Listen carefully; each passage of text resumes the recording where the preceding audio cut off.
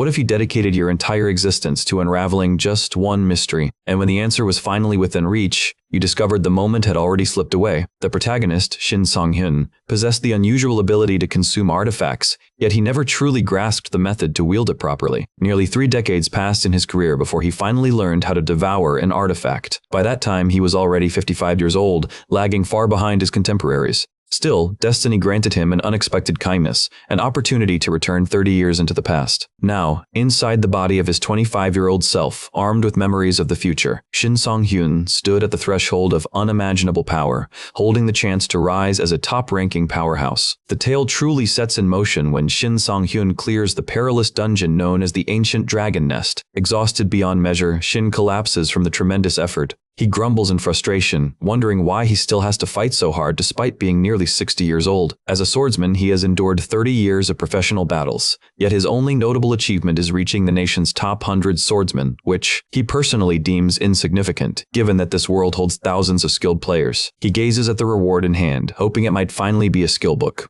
Since his gift allowed him to consume artifacts, he debates whether this one can also be devoured. A figure suddenly steps out of a portal. His system announces that this person is a disciple of the late bloomer model. The student praises Shin's efforts, speaking in Hindi, a language Shin cannot comprehend, yet still commends him for delivering a flawless finishing blow. Realizing now that this stranger is his contracted constellation, Shin awkwardly thanks him for selecting such an unremarkable swordsman as his partner. Yet, the contract carries benefits. Upon reaching level 850, every artifact and title he gains will double. At level 900, his stats will be tripled. Unfortunately, Shin feels disheartened, knowing his current level is only 650. He already understands he cannot serve as this constellation's contractor, for he fails to meet the requirements. Even so, the student urges him to consume the book, something Shin was about to attempt regardless. He loudly declares his intent, reminding himself that devouring artifacts was the sole ability he acquired upon awakening as a player. In the beginning, he had no idea how his skill worked and even tried to cook the artifacts to make them edible. He went so far as to fry them, yet nothing happened. That fruitless trial consumed 30 years of his life. Eventually, he discovered the trick of using mana synchronization with a properly ranked artifact, which finally activated his Devour artifact skill. But by the time this knowledge came to him, it was far too late. Others had already grown powerful and surged ahead, having begun their journeys much earlier. Shin flips open the book, visibly annoyed. He questions the student, asking why there are no instructions if it truly is a skill book. The student admits that he has very little knowledge about this particular tome. With forced cheer, the student advises Shin to try mana synchronization again, suggesting that he has plenty of time to experiment. But Shin bursts out in anger, shouting that time is the one thing he doesn't have. He's nearly 60 already. If he had fathered a child at 30, that child would be 30 years old now. He might even be a grandfather. Hearing this, the student apologizes. The late bloomer disciple isn't necessarily wrong, but Shin's life is stained with regrets. A face from his youth drifts into his memory, someone he once admired and longed to emulate. With a weary sigh, he admits the dream is forever lost. He is simply too old now and wishes desperately for a chance to be younger. At that remark, the student's expression shifts into something deeply meaningful. Shin then acknowledges that retirement is inevitable and tells the constellation to choose another player, for he intends to end their contract. Yet as he turns, he sees the constellation already prepared, channeling active magic. Shin fails to comprehend what is happening, but this becomes his final moment, the last memory of his 50-year-old self. The system informs him that the late bloomer student has used the experimental essence he had been refining, and so his regression begins. The perspective shifts to reporter Park Young-min, who asks whether dungeons and gates are essentially the greatest training grounds for players. Han Hyung-jung, CEO of Hyung-jung Corporation, responds that in such a way, dungeons serve as stepping stones for advancement. He adds that gates are literal pathways into other dimensions, allowing players to confront the unknown. Within these two domains, players grow and develop as the televised debate unfolds before the eyes of a much younger Shin. Cleaning his dagger, he mutters to himself about having regressed, remarking that it's been ages since he last watched this very broadcast. Though 4 days have already passed since his awakening 30 years in the past, he must still assess the situation. He recalls blacking out, only to awaken later in his old studio apartment returned to the past. He cannot understand how he inhabits his 25-year-old body, yet retains every memory from his former life. After pondering, he concludes the only possible reason for his regression lies with the constellation. Though his mind remains clouded with confusion, he smiles and decides to head out for training. He picks up his dagger, a venomous blade of low rank, but Shin already knows the secret skill it hides. The weapon absorbs 10% of bronze artifacts, or 20% if he has previously used the artifact. Though the absorption rate is modest, Shin understands its true worth lies in that hidden ability. He initiates absorption through mana synchronization. Instantly, his system warns him he is entering the gap of consciousness. This gap is a realm where artifact devouring takes place, and as always, Shin feels uneasy. It's like receiving a mystery dish without knowing the menu. Suddenly, a whole chicken appears, sizzling in a pan. The pan is placed before him, and the system informs him that preparations to absorb the dagger are complete. What he sees is roasted chicken, drizzled with olive oil. Relieved, he smiles, grateful to encounter a normal-looking dish rather than something grotesque to symbolize the dagger. He eagerly begins eating, thinking he could gladly devour artifacts forever if they were always served like this. With that meal, the absorption proceeds. He permanently gains 2 agility points and unlocks the skill Demon's Bash. The system then announces that, with absorption completed, the artifact itself will vanish. In the blink of an eye, Shin is back in his home. Though he regrets losing the dagger, he consoles himself since he never planned on using it anyway. What matters most is that he obtained the skill he sought. Now it's time to move forward. Meanwhile, at Dungeon 85 within Team Yoon Squad, the squad leader, Yoon, is approached by the head of the Porter group. Yoon asks why he has come. The Porter leader explains that one of his members, Shin, the very protagonist, has left the job.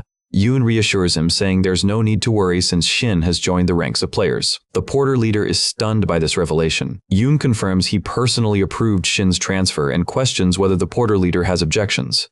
The Porter leader insists Shin only awakened recently and hasn't even graduated from the player academy. No precedent exists for Yoon to add someone like Shin to his squad. Moreover, it risks disrupting the balance of work distribution. Yoon sharply demands whether the Porter leader has handled his responsibilities properly, including oversight of both his team and the contribution system. Shocked, the Porter leader apologizes profusely before leaving. As he departs, Yoon's subordinate praises him for silencing the Porter leader so decisively. Yet the subordinate also admits he's curious. It's unlike Yoon to accept a player such as Shin. Yoon laughs and explains he intends to use Shin as a disposable pawn. If sacrifice is required, Shin will be the one to die, silencing all complaints from the porters. Besides, Yoon believes Shin won't last long anyway, being just a level 1 player. His subordinate nods in agreement. Right then, Shin arrives, greeting them with a polite introduction. The porters glare at him with open hostility. Shin feels nervous under their scornful stares but thinks they could at least make an effort to mask their contempt. Yoon welcomes him with a mocking remark, saying he expected Shin to be late on his first day as a player. He then notices Shin carries a greatsword as his weapon. Shin bashfully explains that he studied countless videos on longsword techniques. Yoon warns him that the longsword is notoriously difficult to master.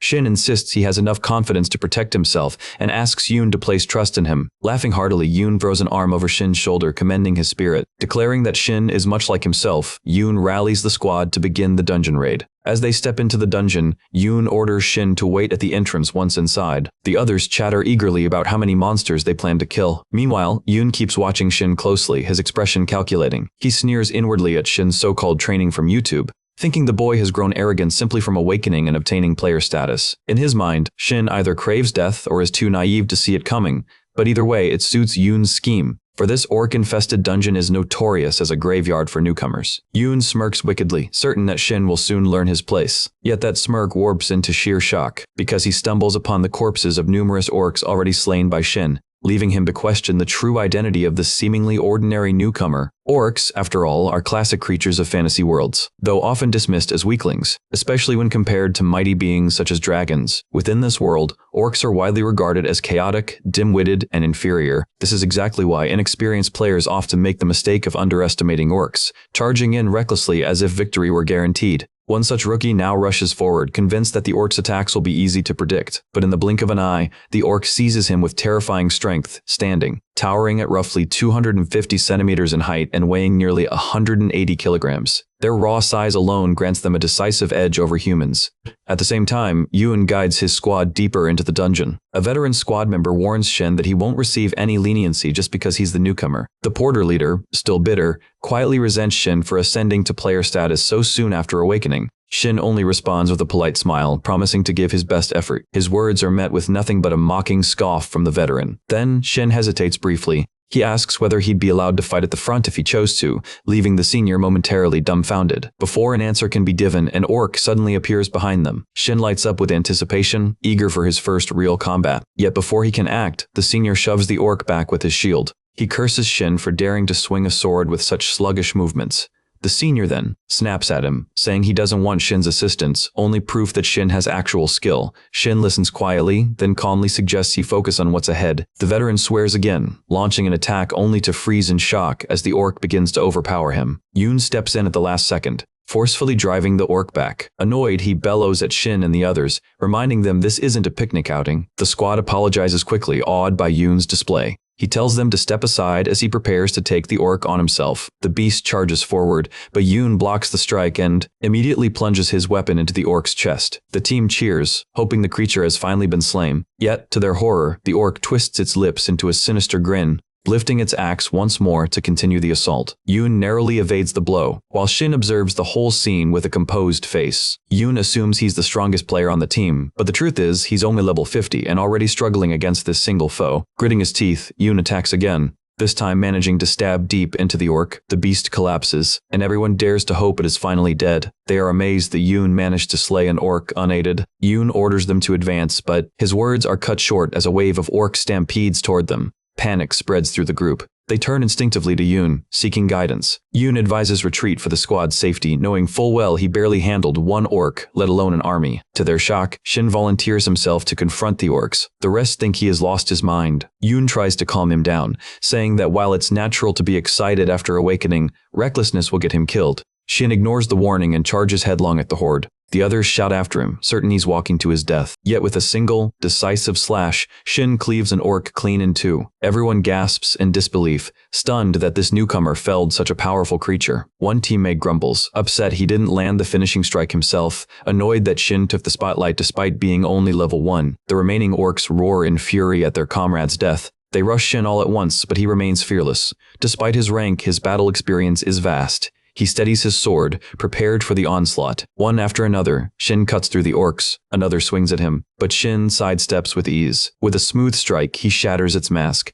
casually remarking that he's slain countless orcs back in his earlier days. The bystanders stare in shock, questioning whether this is truly the same Shin they knew. At last, Shin braces himself for the final confrontation. Before him stands the armored orc, the dungeon's ultimate boss. The massive creature bellows in rage, charging Shin with killing intent. Shin holds his ground as their weapons collide, sword against axe. Yoon yells at him, insisting his strike will fail since the armored orc's hide is impenetrable. Meanwhile, the beast locks eyes with Shin, a strange gleam flickering within its gaze. Some assume it's merely putting on a show, but Shin knows it's time to unleash his new skill, Demon Bash. The orc presses its weapon against Shin's shoulder, almost mocking him with a cruel smile. Then Shin's Demon Bash activates, stunning the orc mid-roar. In the very next moment, the monster crashes to the ground, floored by Shin's attack. Yoon and his followers are left utterly speechless at the sight. The battlefield littered with orc corpses brought down by someone who awakened barely 3 days ago seems unreal. Yoon mutters about Shin's hindrance skill, recalling that even the highest-ranked players could only maintain it for a mere second and a half. And here Shin was, already wielding a greatsword with ease, claiming he learned by watching videos online.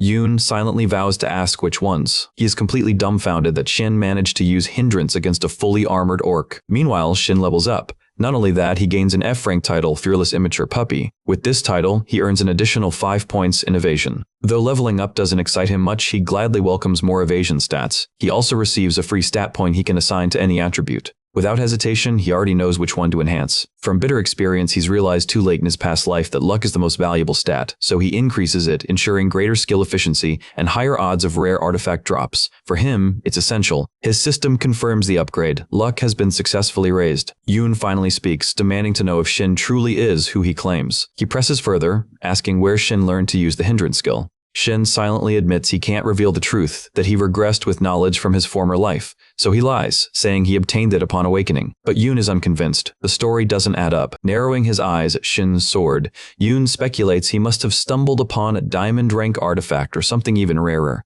In response, Shin calmly offers his sword for inspection. Yoon accepts and examines it carefully. To his surprise, it's nothing more than a faded greatsword, an utterly ordinary weapon. Yoon blurts out in disbelief that Shin's sword is just a common blade, meaning Shin truly wields that skill himself. He curses under his breath, bitter that after 2 years as a player and reaching level 50, he still hasn't gained a skill like hindrance. And now, worse, he must split rewards with Shin. His frustration is cut short when a teammate warns him the mid-boss has awakened. Scowling, Yoon orders his squad to advance. He then turns to Shin, reluctantly thanking him for dispatching the minions but warns him not to overstep again. Because against the demon orc they're about to face, Shin won't stand a chance. Shin only smirks, reminded of the true reason he joined this squad after his regression. He taunts Yoon, asking if he's afraid that Shin might actually defeat the demon orc himself and claim the artifact.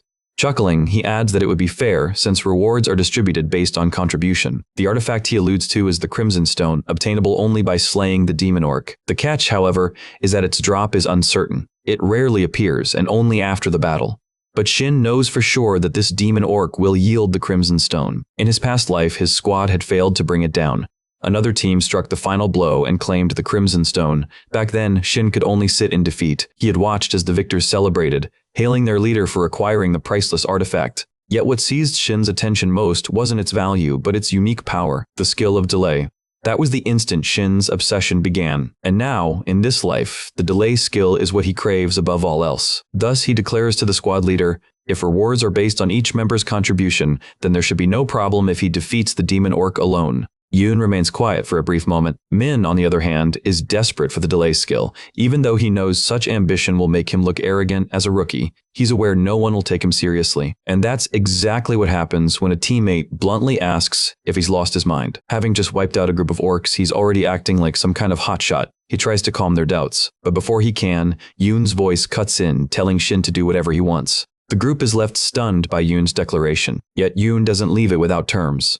Shin may enter the dungeon and slay the demon orc, but only if Yoon himself fails first. Shin's expression brightens at that condition, promising that he'll step aside if it comes to that. Yoon repeats that Shin can do as he pleases, then strides ahead with his followers trailing behind. Inwardly, he scoffs, thinking of Shin as nothing more than a conceited novice who believes one good skill makes him important. As the heavy door opens, Yoon steels himself to clear the dungeon and silence Shin's arrogance. He is determined to prove that hard-earned experience outweighs flashy skills. He pushes the door wide, and before him stands the terrifying mid-boss, the bloodthirsty demon orc. Yoon immediately commands everyone to get ready for battle. Staring at the monster, he recalls the intelligence that claimed this fight would be manageable. He directs his squad to encircle the boss and strike from behind. Rushing forward, he declares that he will take the lead. Seconds later, he is smashed to the ground, blood streaming from a head wound. Dazed, Yoon rises, struggling to understand what just happened. He, watching from afar, realizes he assumed the team would hold back, yet they charged recklessly at the demon orc. The memory of their last defeat returns, caused by this same reckless mistake. His teammates look to him, asking what their next move should be. One warns that pressing on like this will only lead to their deaths. Eyeing the orc, Yoon remembers the last one he faced was also unexpectedly powerful. He curses himself for trusting unreliable market rumors. Turning back, he orders his squad to retreat for the time being. Just then, they catch sight of the smug grin on the protagonist's face.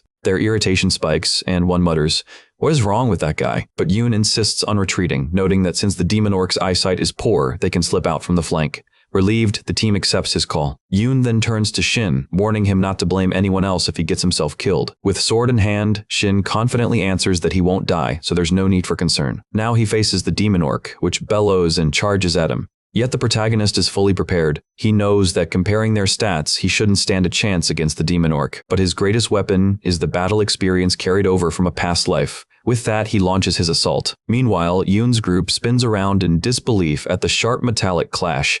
They realize Shin actually deflected the boss's axe. Still, Shin jokingly complains that his hand aches, insisting all he can manage is deflection. His gaze then fixes on the Crimson Stone. With that stone, he can secure the delay skill, pairing it with his Demon Bash. Since Demon Bash stuns for 2 seconds, adding delay would extend it significantly. Moreover, he's confident his core skill, Devour Artifact, will allow him to merge skills together. That's why he envisions fusing Demon Bash with a power that lengthens stun.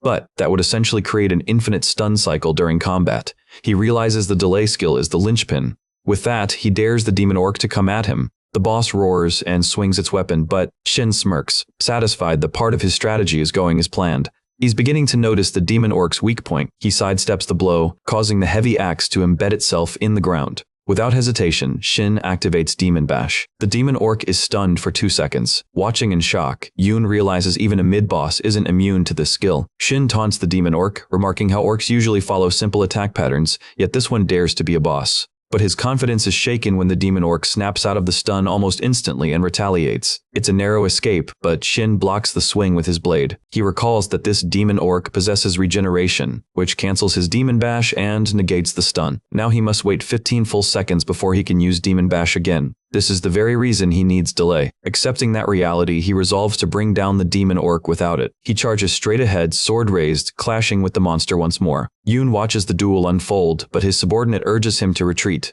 From their perspective, Shin doesn't seem to be winning either. Well, as Yoon studies Shin's expression, he can't understand how he remains so calm. Even though his stun skill failed and the stat gap is enormous, he wonders if Shin is truly just a beginner. Blocking another blow, Shin remembers being in a nearly identical struggle during his previous life. Right now, he must twist the orc's own power against it to carve out an opening. With that thought, he slashes through the demon orc and a system message congratulates him. He levels up twice and gains the E-rank title, Demon Hunter. This grants him regeneration 5 times faster. Checking his system window, he breathes in relief, glad to receive 2 titles, the perk of being a solo adventurer. Then he turns his eyes to Yoon and his companions. They are left utterly speechless for a time. Reading their expressions, Shin quickly decides how to ease the tension. Dramatically, he shouts that he nearly died, giving credit to the leader for softening the demon orc beforehand. The blonde teammate immediately questions when exactly their leader ever damaged the demon orc. At first, Yoon is completely confused. Shin knows, however, that Yoon isn't foolish enough to miss this chance to save face in front of his squad. As Shin glances again at the Crimson Stone,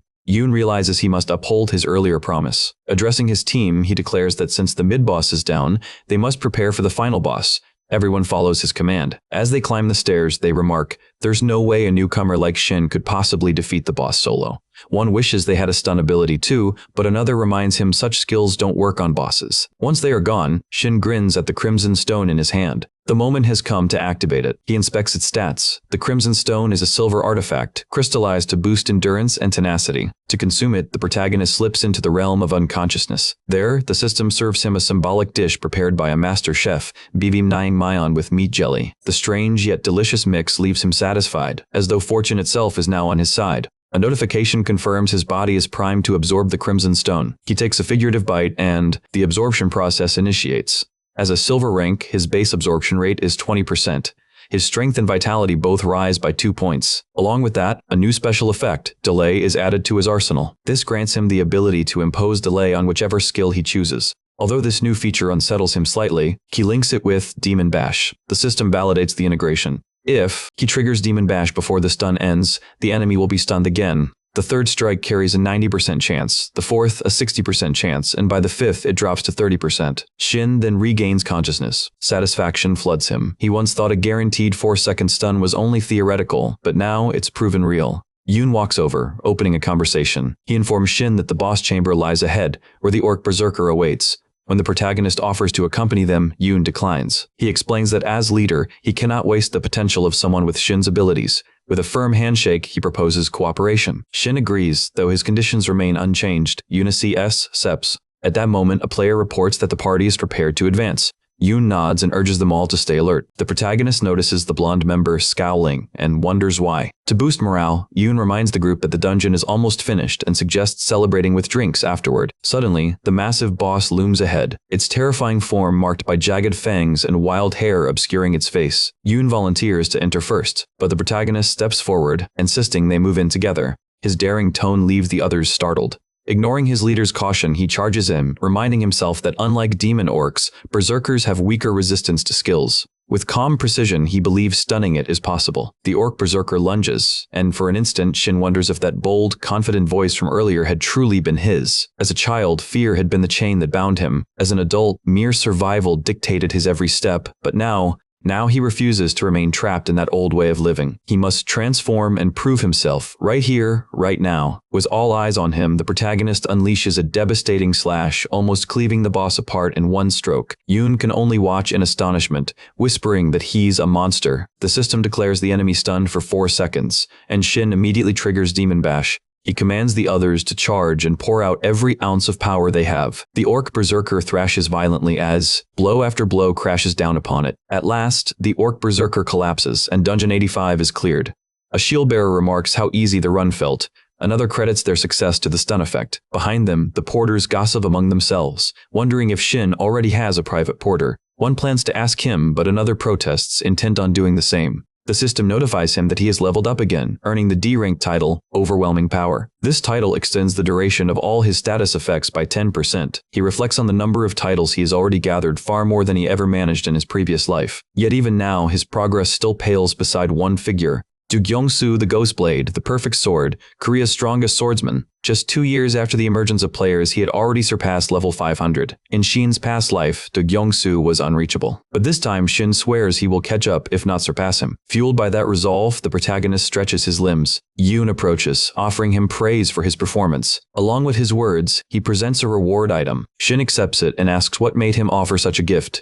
Yoon replies that Shin carried the team and that the item, a bronze-tier artifact, wasn't valuable enough to hoard anyway. Blunt as ever, he adds that if it were worth more, he wouldn't have given it up. But inside, Yoon knows Shin has already outgrown them and that he won't stay with their squad for long. The thought cuts deep. From a short distance away, the blonde teammate observes. His jealousy burns. After years of loyalty, he feels cast aside. To him, Shin is nothing but a lucky upstart, and resentment boils over. Pulling out his phone, he mutters that both of them should die together, then makes a call. The next morning, in Shin's apartment in Songpa District, Jamsil-dong, he enjoys a rare sense of contentment. While most porters scrape together only $200 a day, his bank balance now shows $6 million. Clearly, Yoon had paid him more than double the usual rate. Along with that, he had received a bonus artifact as well. The item, the Berserker Ring, is a bronze artifact granting Lighten and Strength plus 10. Typically dropped by Orc Berserkers, the ring heightens blood rage.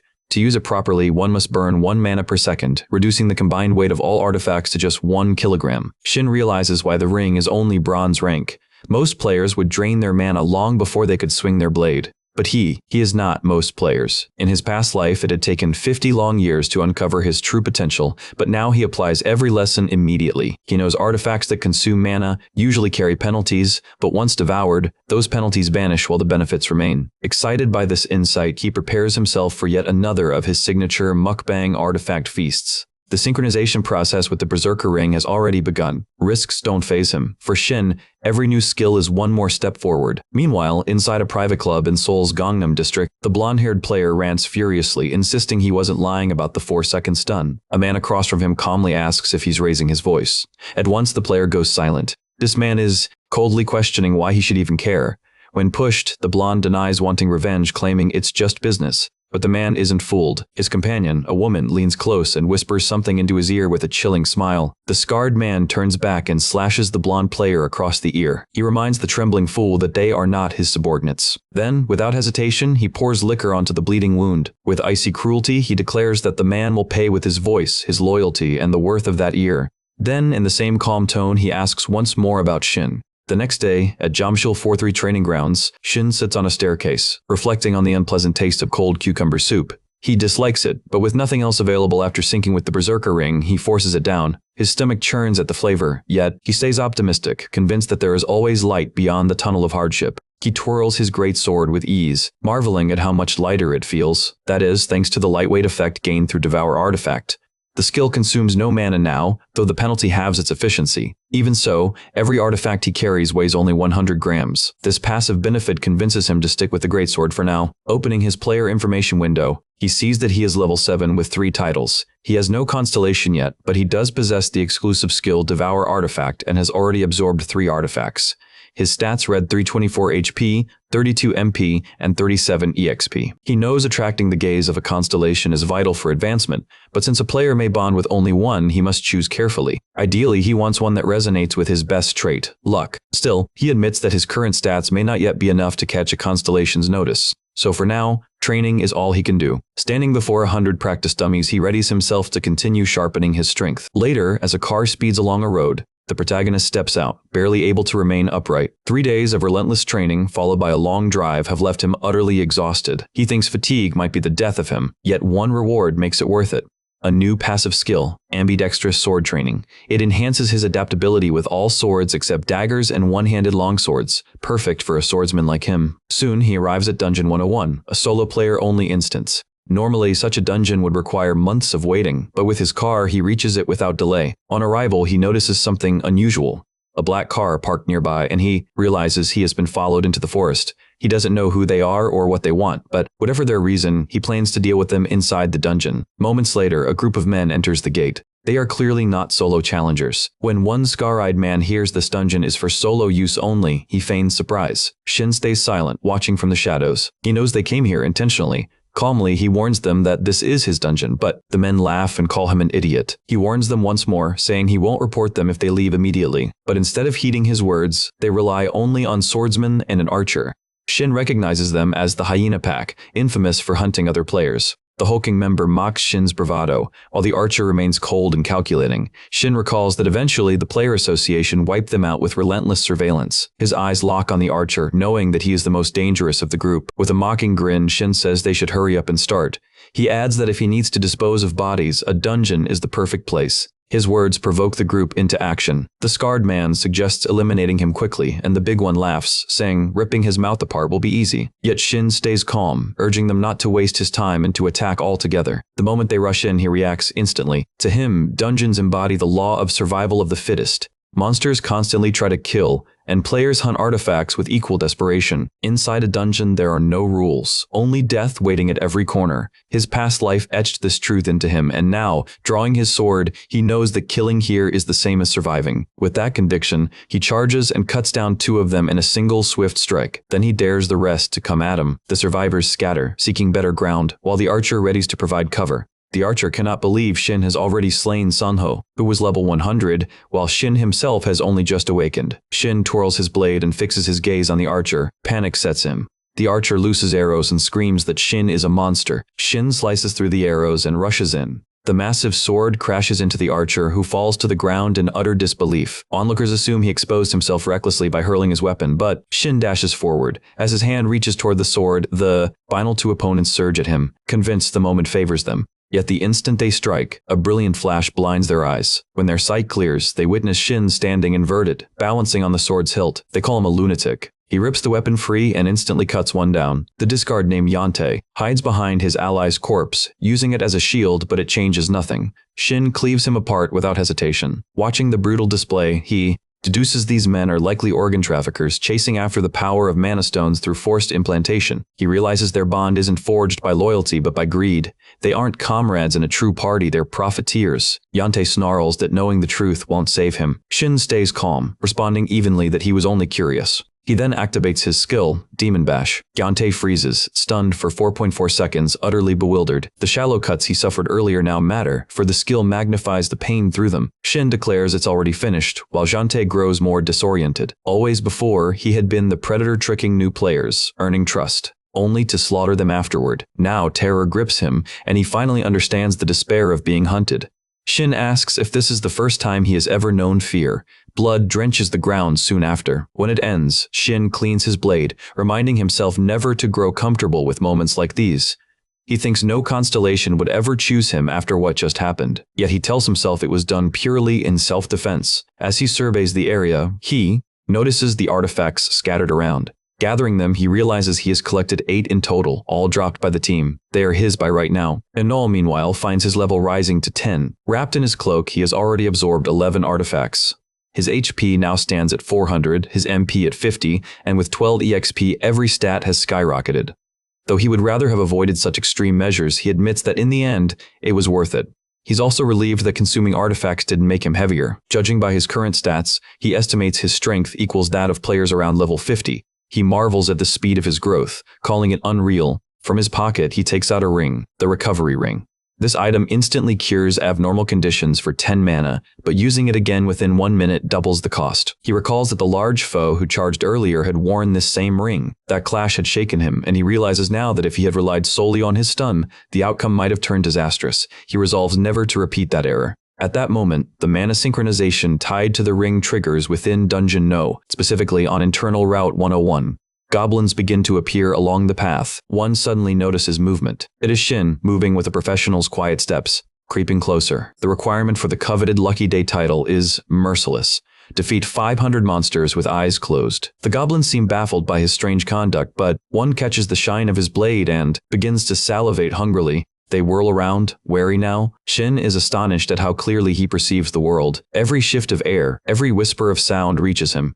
Keeping sharp focus, he steels himself with determination. He appears calm and alert, able even to catch the echo of dripping water in the distance. More noises arise, and he braces himself for battle. A goblin rushes in, but with a single precise cut, the protagonist slices it down with ease. Blood sprays across the ground. Though startled at first, he admits the rush of combat is exhilarating. Another attack comes for him, and he senses it just in time, diverting the strike. He even seizes an arrow mid-flight, stunning the goblin archer in disbelief. Shin reflects on how recently he had been cornered in dire straits, and yet that trial sharpened his senses. Those memories now hone his instincts. With renewed boldness, he calls out for the goblins to come at him. They swarm as a pack, but he whirls through them like a storm, cutting them down without pause. Severed heads scatter and blood drenches his sword. Soon only one goblin remains, trembling, resigned to death. His blade tears crimson through the air as he stands over a sea of blood. He levels up, earning the D-rank title Lucky Day. With a faint smile, he removes his blindfold. The title boosts his luck stat by plus 20 and increases it by 0.1 each time he slays the same type of monster, capping at plus 10.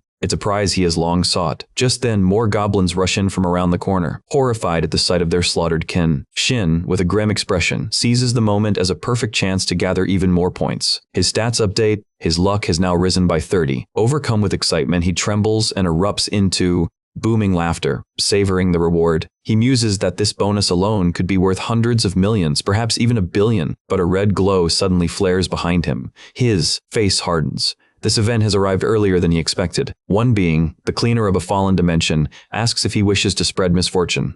Another, the pilgrim of grand space, marvels at his mysterious aura and seeks his presence. Finally, the goddess of luck smiles gently, extending her hand toward him. Shin notes how abrupt their appearance was. Grinning, he wonders aloud what the constellations thought of his little performance. Unexpectedly, the goddess of luck steps forward. Facing 3 constellations, Shin questions whether he's becoming too confident. Though he never faced this in his past life, he feels maybe it's time to trust himself more.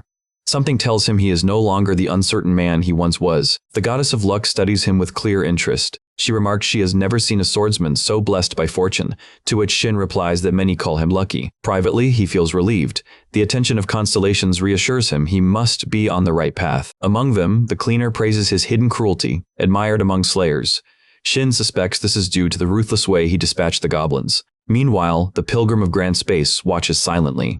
Shin can't fathom why this being appeared, but recalls whispers that it only shows itself to those with potential to become saints. He suspects the presence of the goddess of luck drew such attention. She herself is said to be admired even among her peers. Catching his glance, the goddess explains she makes no exclusive demands. Even if he chooses another now, she assures him he can always form a contract with her later. This stirs Shin's memory of a legendary tale. The Archer of Miracles, Hashimoto Yuki.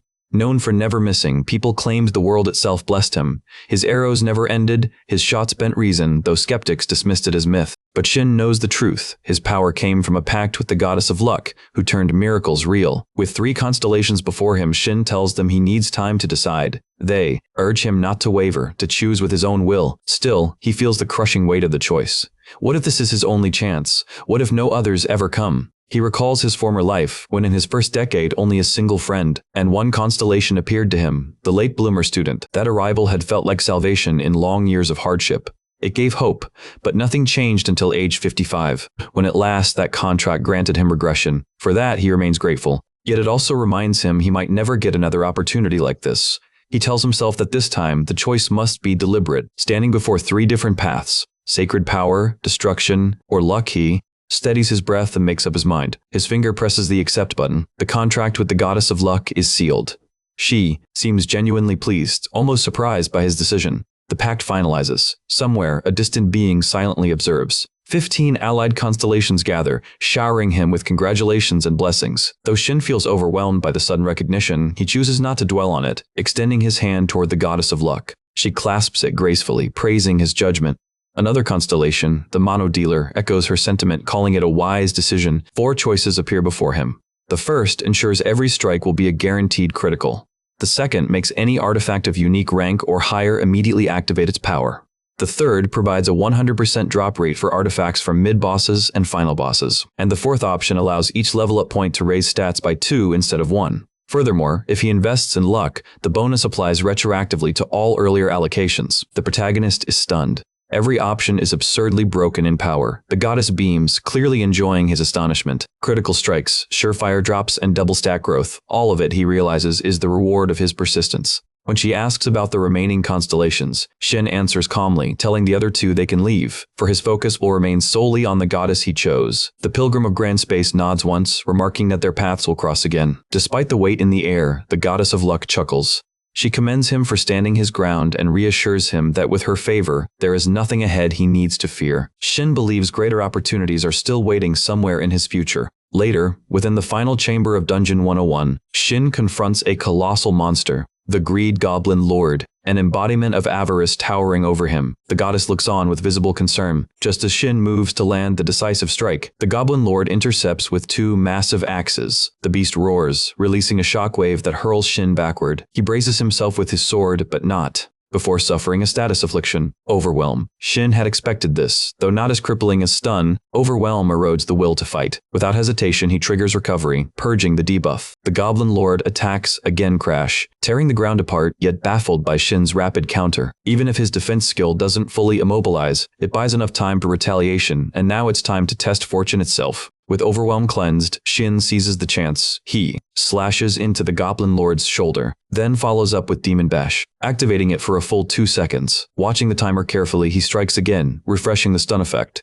As the delay sets in, the stun duration lengthens once more. Blood sprays as Shin keeps attacking relentlessly. A system notice appears. Delay's secondary effect has a 90% chance of activation, extending stun duration. Shin is amazed it triggered a second time as well. With one final clean swing, he ends the Goblin Lord. The dungeon is cleared instantly. His level rises again. Exhausted yet rewarded, he also secures a D-rank title. He feels genuinely relieved that it's finally over. At that moment, he reflects first those criminals after him, and now this dungeon.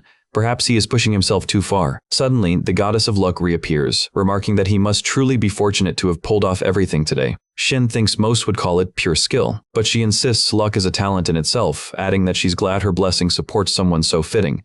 He notices how quickly her demeanor shifts. He, however, believes it's thanks to her that he's made it this far. Opening his status screen, he decides his first priority is boosting luck. Checking, his joy grows. His luck stat has already broken past 100. That matters because once any stat surpasses 100, it grants a 10% bonus to all linked effects. For example, higher evasion means sharper dodges, and more luck translates into rarer loot drops. Now, he sets his eyes on the Shield of Cudness, a support-type gear granting plus 20 defense, once wielded by the Goblin Warrior Cudness. But with the goddess's blessing guaranteeing drops, he figures the acquisition is assured. He begins wondering if he keeps raising luck, could the quality of his loot scale even higher?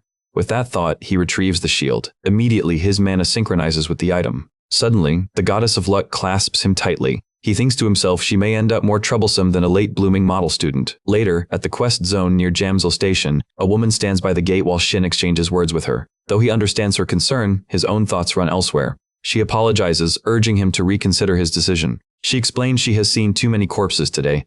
Shin, however, is already weighed down with frustration. Sweat drips as he insists he cannot retreat now. Just 2 hours earlier, he had been driving down the Hanam Expressway, feeling uneasy about the Goblin shield he absorbed. He was thankful he had only eaten rice and kimchi beforehand to aid the absorption before leaving. While driving, warning lights suddenly flared across his dashboard. Startled, he wondered if it was time to replace his car. His mind soon drifted to bigger issues. He realized he needed to move home soon. Remaining at his current rank left him vulnerable to crime. Living in constant fear wasn't an option. A player-only city would be far safer. Such a place would mean vigilant oversight and easy access to artifacts. He also considered buying second-hand gear, affordable yet practical for his current stage. Above all, what he needed now was money. A great deal of money. He knew there was only one place to earn that amount. The quest system that arrived with the player era. And those quests fell under the authority of the Player Association. Within their framework, Shin knew he could carve out a path. So he rushed to the quest arena, determined. But when speaking to the gatekeeper woman, he realized she was barring entry. She urged him to select a dungeon closer to his level, questioning why he aimed for a level 100 zone. Even so, he stayed composed, certain of himself.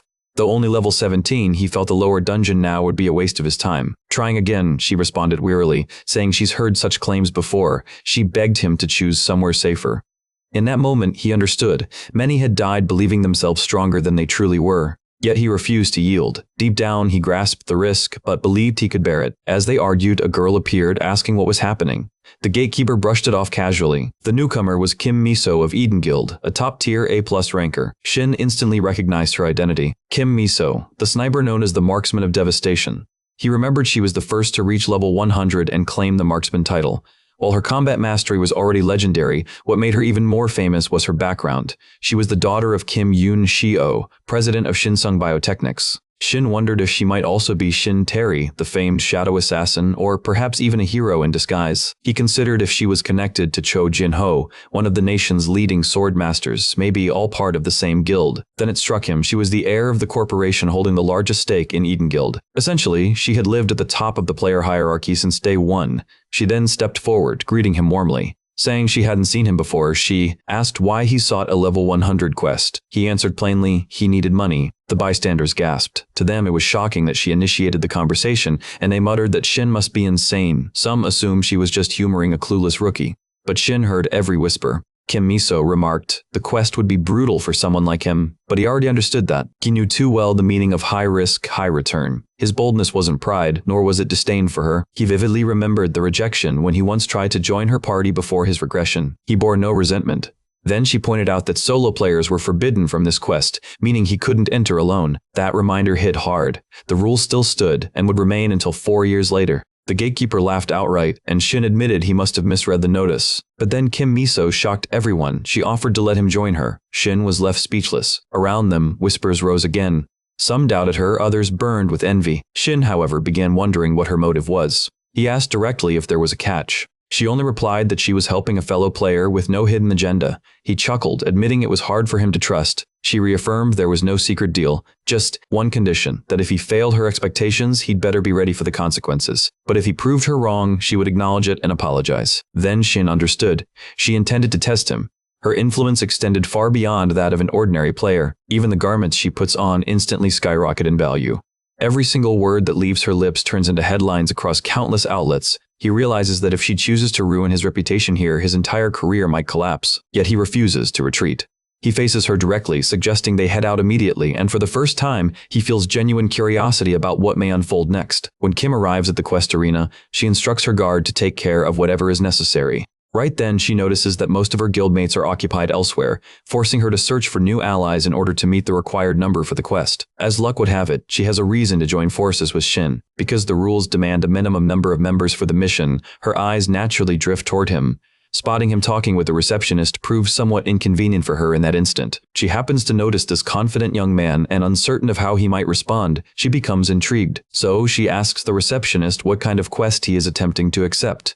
The receptionist explains that it's a defense mission requiring them to wipe out every monster. She is caught off guard that he didn't go for an easier fetch or raid quest, but instead chose something this brutal. Because of how this quest is structured, victory only comes by exterminating all monsters, which is why it usually demands 4 members, including at least 1 ranged attacker. Yet he intends to go alone, and she finds that shocking, viewing it as nothing short of a suicide attempt. Meanwhile, Shin casually asks if she's feeling uneasy. She stares at him, momentarily stunned, and he comments that he was worried since she hadn't spoken. He then suggests waiting for reinforcements, maybe a tank or another ranged ally if she thinks it's too risky. She replies that it's fine and resolves to take on the quest alongside him. They're informed that they'll soon be transported to the quest zone. The receptionist remarks that she hopes nothing disastrous occurs, since Kim is partnering with him. At the same time, several bystanders murmur in curiosity, questioning if they'll even survive. One voice claims it's impossible for a level 17 to endure a level 100 dungeon. Still, another notes that Kim might have a strategy, given that she became the youngest player ever to achieve A+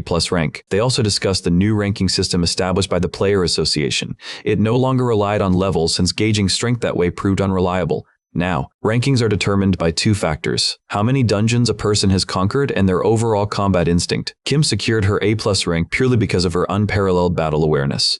Someone asks what A+ truly signifies, and another explains it means monsters still exist that surpass her strength. But that's not the main point. What really matters is that this man just entered a dungeon at her side, and the crowd agrees he is extraordinarily fortunate. In the defense quest, Kim and Shin finally arrive on site. She recalls her earlier promise and steels herself to honor it. She resolves to give her absolute support if things become dangerous. Yet within, she secretly hopes he will take something valuable from the experience. Roughly 30 minutes earlier, she had misunderstood his words and asked for clarification. He had told her not to intervene unless he asked. Shin had firmly added that if she only focused on backing him up, he'd share 5% of the reward, which he considered quite generous. But she dismissed it outright, saying she hadn't agreed to help for the sake of payment. From her perspective, there was no way he could clear it solo. After all, with at least 300 monsters, even for her, someone at level 100, it posed a serious challenge. She appeared uneasy, waiting for his response. Yet the protagonist remained calm and simply told her to watch. So, she relented but imposed a condition. For every monster he failed to kill, she would claim 1% more from his cut, and if he let more than 95 slip, he would receive nothing. Suddenly, a creature emerged before him, growling ferociously. Wolves. Shin prepared himself. He apologized to the beast before slashing swiftly and with great force. He declared that he intended to defeat every single one with his own hands. The wolves rushed him with blinding speed, but he did not waver. She watched as he struck hard, knocking them down without hesitation. The wolves collapsed, and he dispatched them effortlessly. He even remarked about the sounds they made upon dying, claiming they were oddly pleasing to hear. At that moment, Kim began to suspect he might not be just another reckless player. His fighting carried no wasted motions. His stance highlighted his extended reach, and his rhythm reminded her of what Jin Ho, a warrior in her guild, always described, a flawless balance of attack and defense. What impressed her most was his precision and efficiency. He wasted no strength, cutting down multiple enemies with a single swing. Still, she knew he had an enormous distance to go. The sheer number was overwhelming. Then, without warning, a massive wave of wolves surged toward him. Even Shin started realizing these weren't monsters a level 17 should be capable of handling, and then Kim suddenly sensed something unnatural. She wondered why the monsters had stopped moving at all. Stunned, she considered whether they were all incapacitated and whether Shin had activated some sort of stunning technique, specifically his Demon Bash skill. She observed him cutting down wolf after wolf. It struck her that it truly was a stunning ability. Anyone observant would notice. Even though he was playing cautiously, the stun appeared to last around 4 seconds. If that was the case, he possessed more than enough time and strength to annihilate every beast. She kept staring at him, asking herself in disbelief, who exactly is this man? Meanwhile, Shin keeps landing heavy hits like it's nothing. He stays focused, tracking every move the wolves make, knocking them down one after another. You can tell he's actually having fun with this. Then one wolf stands out, a black one. It lets out a deep, threatening growl. When Shin looks at it, he realizes he's never fought this one before, yet somehow, it feels strangely familiar. The black wolf suddenly unleashes a stun and a debuff on him.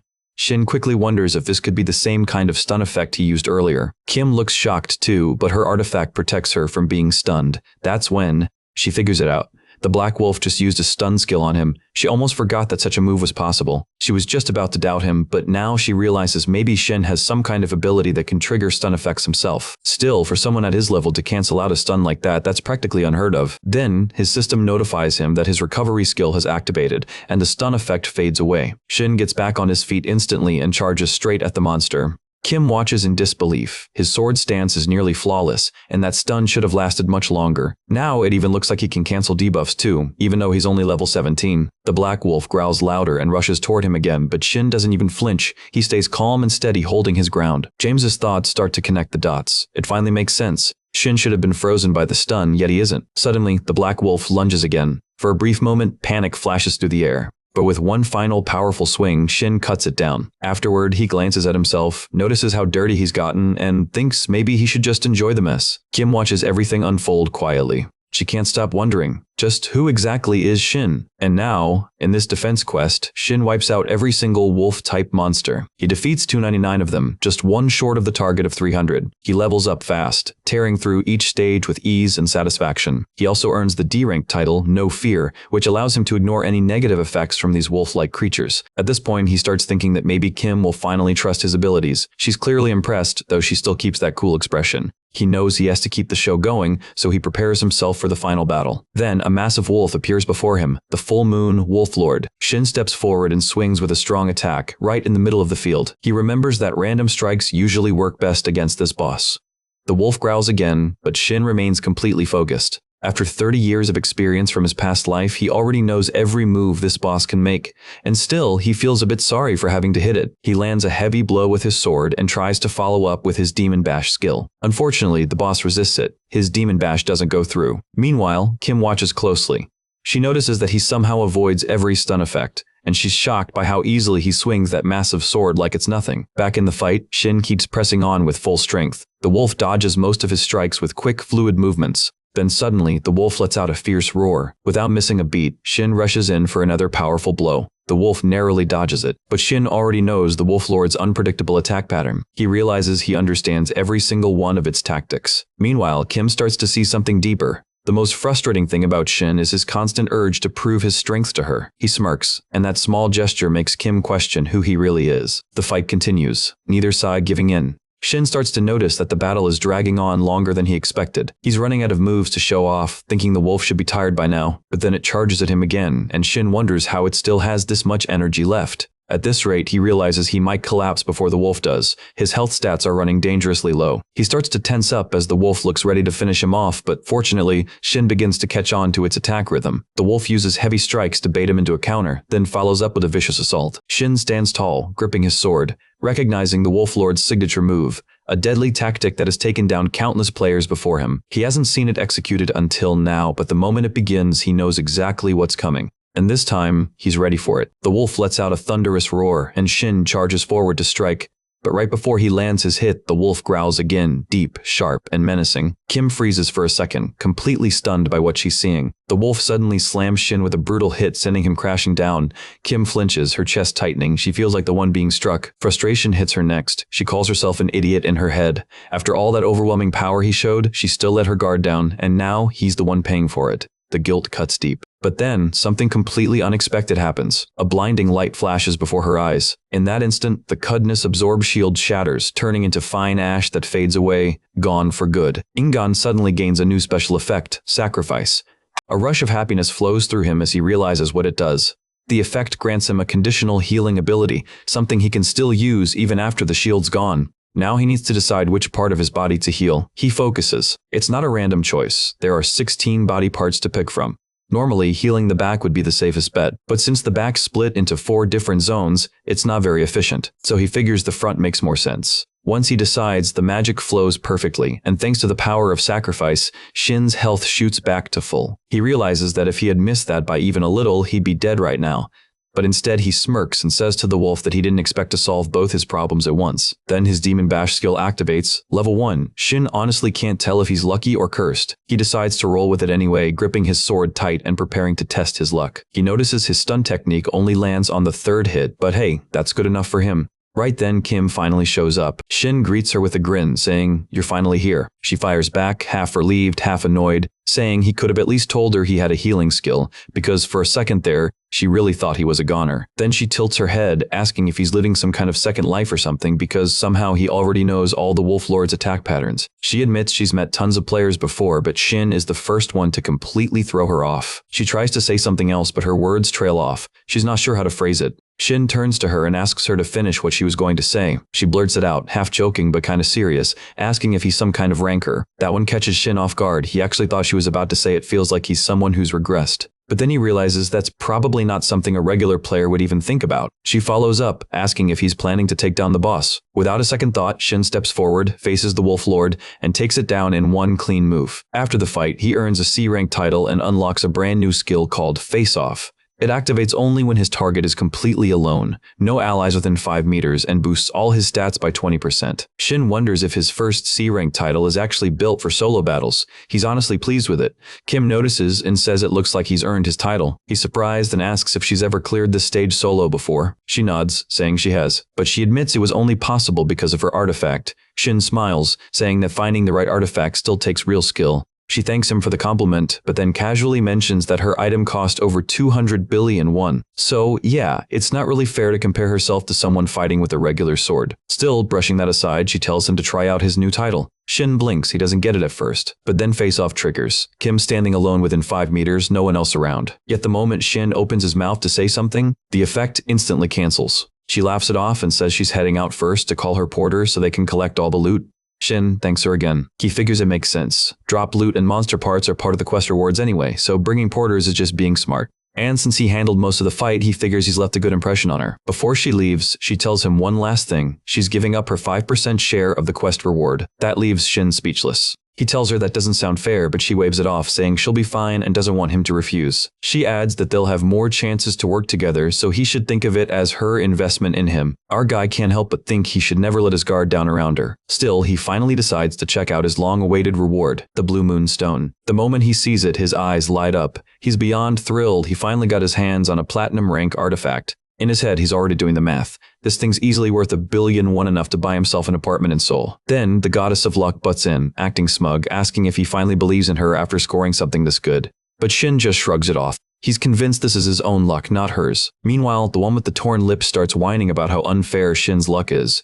Then Shin finds out the player system is actually suggesting kicking the goddess of luck out. She immediately files a request to the constellations tied to the system, asking them to vote. And while the voting is happening, a decision comes through. The one with the ripped lips is no longer allowed to act as a constellation. Meanwhile, Shin turns his focus back to the artifact. Since its platinum rank, he estimates he can absorb about 40% of its stats. He keeps his eyes fixed on the glowing blue moonstone. That's when he notices its special effect, lingering effect, which boosts health recovery and regeneration 5-fold. In short, under a full moon, Shin's practically untouchable when fighting dogs. Then, the mana synchronization between him and the artifact begins. Back in the quest lobby, Shin now stands at full power as he steps forward. A crowd gathers, murmuring and wondering if this guy is really Sang-hyun, the same player who cleared a level 100 dungeon solo. Some are skeptical, but others argue Kim wouldn't lie about that. Kim speaks up, saying that no one in their right mind would let a level 17 player take on a level 100 quest. She adds that she would have stopped him if she could, and reminds everyone that they all gave it their all in that run. Then she nudges someone beside her to take a better look at Sang-hyun. That's when Shin suddenly remembers the worker girl. A wave of guilt hits him for forgetting her, but before he can dwell on it, someone calls out to him. A man introduces himself as Yoon Juhan, recruitment team leader from the Guardian Guild. He says Shin looks strong and offers him a spot, promising top treatment. But Kim quickly steps in, saying Shin has something to discuss with her, politely asking them to give them space. People nearby start whispering, guessing the Eden Guild is trying to recruit him. Shin realizes she just bailed him out, but still wonders what her real game is. As they walk off, Shin's phone buzzes, a notification. His quest reward's been deposited. Kim Miso checks with him, asking if the payment came through. He's surprised it happened so fast. She explains that it's thanks to the A-rank porters, and, well, her influence helped too. Shin thanks her for handling it all. He's just received 500 million won. But then, the mood shifts. She switches to a more private tone seeker mode. Shin starts feeling a little uneasy. There's definitely something more behind all this generosity. And just like he thought, she finally gets to the point she wants him to join the Eden Guild. When she says it outright, Shin goes quiet. He remarks that she's saying it so calmly, almost like she's just confirming what he already knew. She smiles, saying there's a reason her guild's called Eden and that he won't regret joining. He thinks to himself that he'd be lying if he said he didn't see this coming. Before he turned back time, he was just part of a small, humble guild. Nothing impressive, but it felt like home. A place where a no-skill, no-connections player like him belonged. It was warm, it was safe, until that one day when everything fell apart and he lost his comrades. Now, with how fast he's growing, he knows that even a powerful guild could hold him back. So, for now, going solo feels like the right call if he wants to get stronger. He politely refuses her offer. She immediately catches on and guesses he's planning to start a solo guild. She's sharp, no denying that. Then she adds, almost playfully, that she is the daughter of a major company's chairman after all. With skills like his, it wasn't hard to figure out what he's planning. She also hints that it's important. She's the only one who knows that right now. That's when Shin realizes she already knew he'd go solo. Yet even knowing that, she still laid everything out honestly, showed real interest, and even built an offer that could benefit both sides. He can't help but think she's seriously talented at negotiation. Later, he heads to Player Town C near Jamsel Station. There, he meets a real estate agent. Just like they'd discussed, she confirms the deal, 100 million won deposit, 5 million won rent per month. Shin jokes that the way she says it with a smile makes it sound easy, but it still feels kind of intense. She laughs and tells him it's a great deal. Lots of people wanted the place. After wrapping things up, she waves goodbye. Shin tells her to take care, watching as she leaves. He stands there for a moment, thinking how fast it all happened. Maybe this streak of luck really is because of that so-called goddess of fortune. Now, standing in his new apartment, he looks out the window and lets it all sink in. It hasn't even been that long, but so much has changed. His sudden return to the past, the confusion, the whirlwind of events. It all blurs together. He spent days trying to make sense of it all, unsure what to do next. But then, something inside him changed. A spark ignited. A surge of energy ran through his body even though he hadn't done a thing yet. That fire inside him, that restless spark of youth, wouldn't let him sit still. It was in that moment he made a promise to himself. This time, he'd live differently, not like before when he was drowning in helplessness. And just like that, opportunities to grow started lining up one after another. While they were driving, Kim picked up a call and casually started chatting. Turns out she was talking to a reporter named Park Jong-min, saying he's as fast as ever when it comes to digging up news. Hearing that name, Shin figures she must be talking about Park from Player magazine. On the other end, Park mentions hearing that Shin is with her in a quest zone. Kim confirms it's true, and then Park begins rambling about the latest players he's seen. Before he can go too far, Kim cuts him off, reminding him to get to the point. Not long after, their car pulls up to a stop. Shin thanks her for the ride, but Kim tells him to wait a moment. She explains that they're preparing to explore an unconfirmed gate soon, an open team of 4 for players under level 100. Shin feels a rush of excitement. Finally, this is his shot to step into a gate, but Kim teases him, pointing out how quickly he jumped at the chance after rejecting her guild offer so coldly. Still, he knows exactly why he's so hyped. Unlike standard dungeons, where every entrance, exit, trap, and monster follows a fixed pattern, gates are wild. Paths shift during raids, monsters evolve mid-run, and nothing stays predictable. And of course, higher risk means better rewards. That's just how the player world works. Plus, unconfirmed gates have a special first clear bonus, guaranteeing a high-ranked artifact. It dawns on him that Kim probably has experience with these gates. There's no way she could have gotten an artifact that cancels the Black Wolf's stun at her level otherwise. Before heading off, she says she'll reach out when more info comes in, and that they'll probably be talking a lot from now on. Then she hands him her phone and tells him to save his number. Shin freezes, staring blankly at her screen. She quickly adds that she meant to flip the screen so he could type it in. Admitting her mind's a bit scattered right now, he stays silent, just observing her. She really does seem like she's juggling a lot, but then again, every player's got their own mess these days. Shin quietly reflects on his own past, something he could never share. If anyone ever found out that he turned back time, it'd cause more trouble than he could handle. And he wonders what they are doing now. That's when he remembers the late bloomer, the model student. They'd spent years together. Part of him just wishes he could see their faces again, even for a moment. Meanwhile, inside the VIP room of the Eden Guild, Jo Jinho, a level 700 player, lounges back and tries to strike up a casual conversation with Kim. He says it's been a while and thought they could catch up over coffee, but notices she's glued to her phone, waiting for a text. She replies she's messaging Shin about diving into a gate together. That throws Jo off, and he asks if she's seriously into him. Kim brushes it off, saying it's not like that. Jo doesn't buy it. He remembers Shin, the guy who can extend a stun longer than him, and who even rejected Kim's guild offer. Kim just shrugs, telling him to worry about himself instead because Shin's sword skills were seriously no joke. Jo laughs, finding all of this a bit ridiculous. He jokes that comparing that guy to him is a stretch, no matter how you look at it. Meanwhile, at Jamzel Training Ground 4-3, Shin gets a call from Kim. He thanks her for calling, and she asks if he's free to talk since there's something she wants to tell him about a new gate. He says sure, he's got time. She explains that an unconfirmed gate has appeared near Chun Station on Line 7, about 500 meters northwest. The areas up to the middle checkpoint have been cleared, and she's just sent him info about the deeper sections. He tells her to wait while he checks it out, and she tells him to take his time. Looking through the details, he reads the gate's info, and thinks it's insane how quickly he's getting a chance to test his new skill. He says he's seen it all, and thanks her for the update. She says she'll call again soon, while Yoon, standing nearby, looks annoyed, wondering why Shin dragged him there just to answer calls. She apologizes, calling him Captain. Yoon laughs and tells her to stop calling him, joking that maybe Shin's famous now. But Shin tries to play it off, saying he's far from being a celebrity.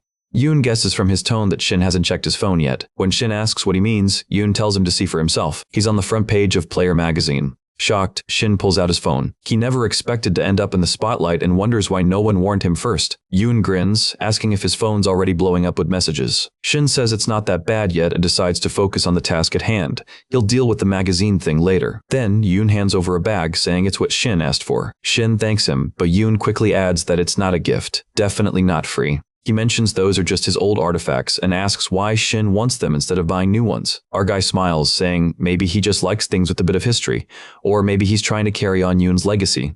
Yoon scoffs, asking if that's really his excuse. Still smiling, Shin says it's just superstition. Deep down, though, he knows that old, unused artifacts usually absorb energy far better. Suddenly, a girl rushes over, apologizing for being late because of parking trouble. She's the appraiser. Shin doesn't recognize her, but Yoon explains she's the one he called to make sure their trade stays fair for both sides. He laughs as he says it. The girl finishes her inspection of the artifacts, looking a bit worn out from the process. She tells them the appraisal's complete. Everything checks out fair for both parties. But just before closing the deal, Yoon suddenly asks Shin to show him some sword moves. Shin nervously replies that he's not really good enough to give advice yet, but Yoon cuts him off, saying to stop being so humble. After everything they've been through, he knows Shin's already ahead of him, and he's not too proud to take advice when it's needed. That makes Shin uneasy. He really didn't want to get dragged into this. For a moment, he even feels a hint of fear. Still, it'd be rude to refuse someone honestly asking for help. So he tells Yoon to forget he's there and just go all out.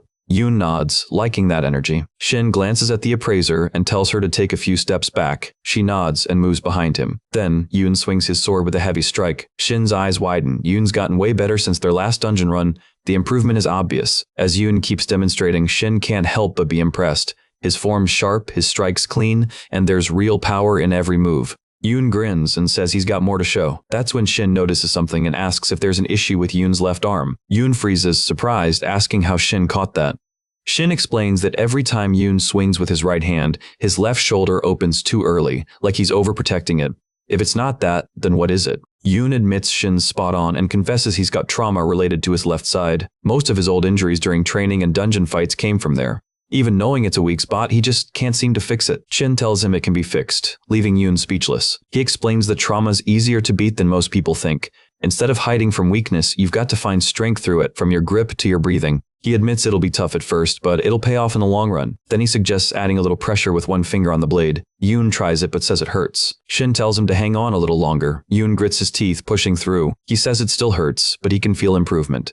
Shin assures him it'll only get better from here. Meanwhile, the appraiser watches silently, thinking these two are on another level. Shin continues adjusting Yoon's grip, showing him different ways to handle the sword. Yoon struggles, but keeps trying. The appraiser stands there, completely baffled, wondering what kind of intense training session she's even witnessing. After wrapping up the lesson, Shin heads out. He's glad about the deal with Yoon, even if it cost him 400 million won.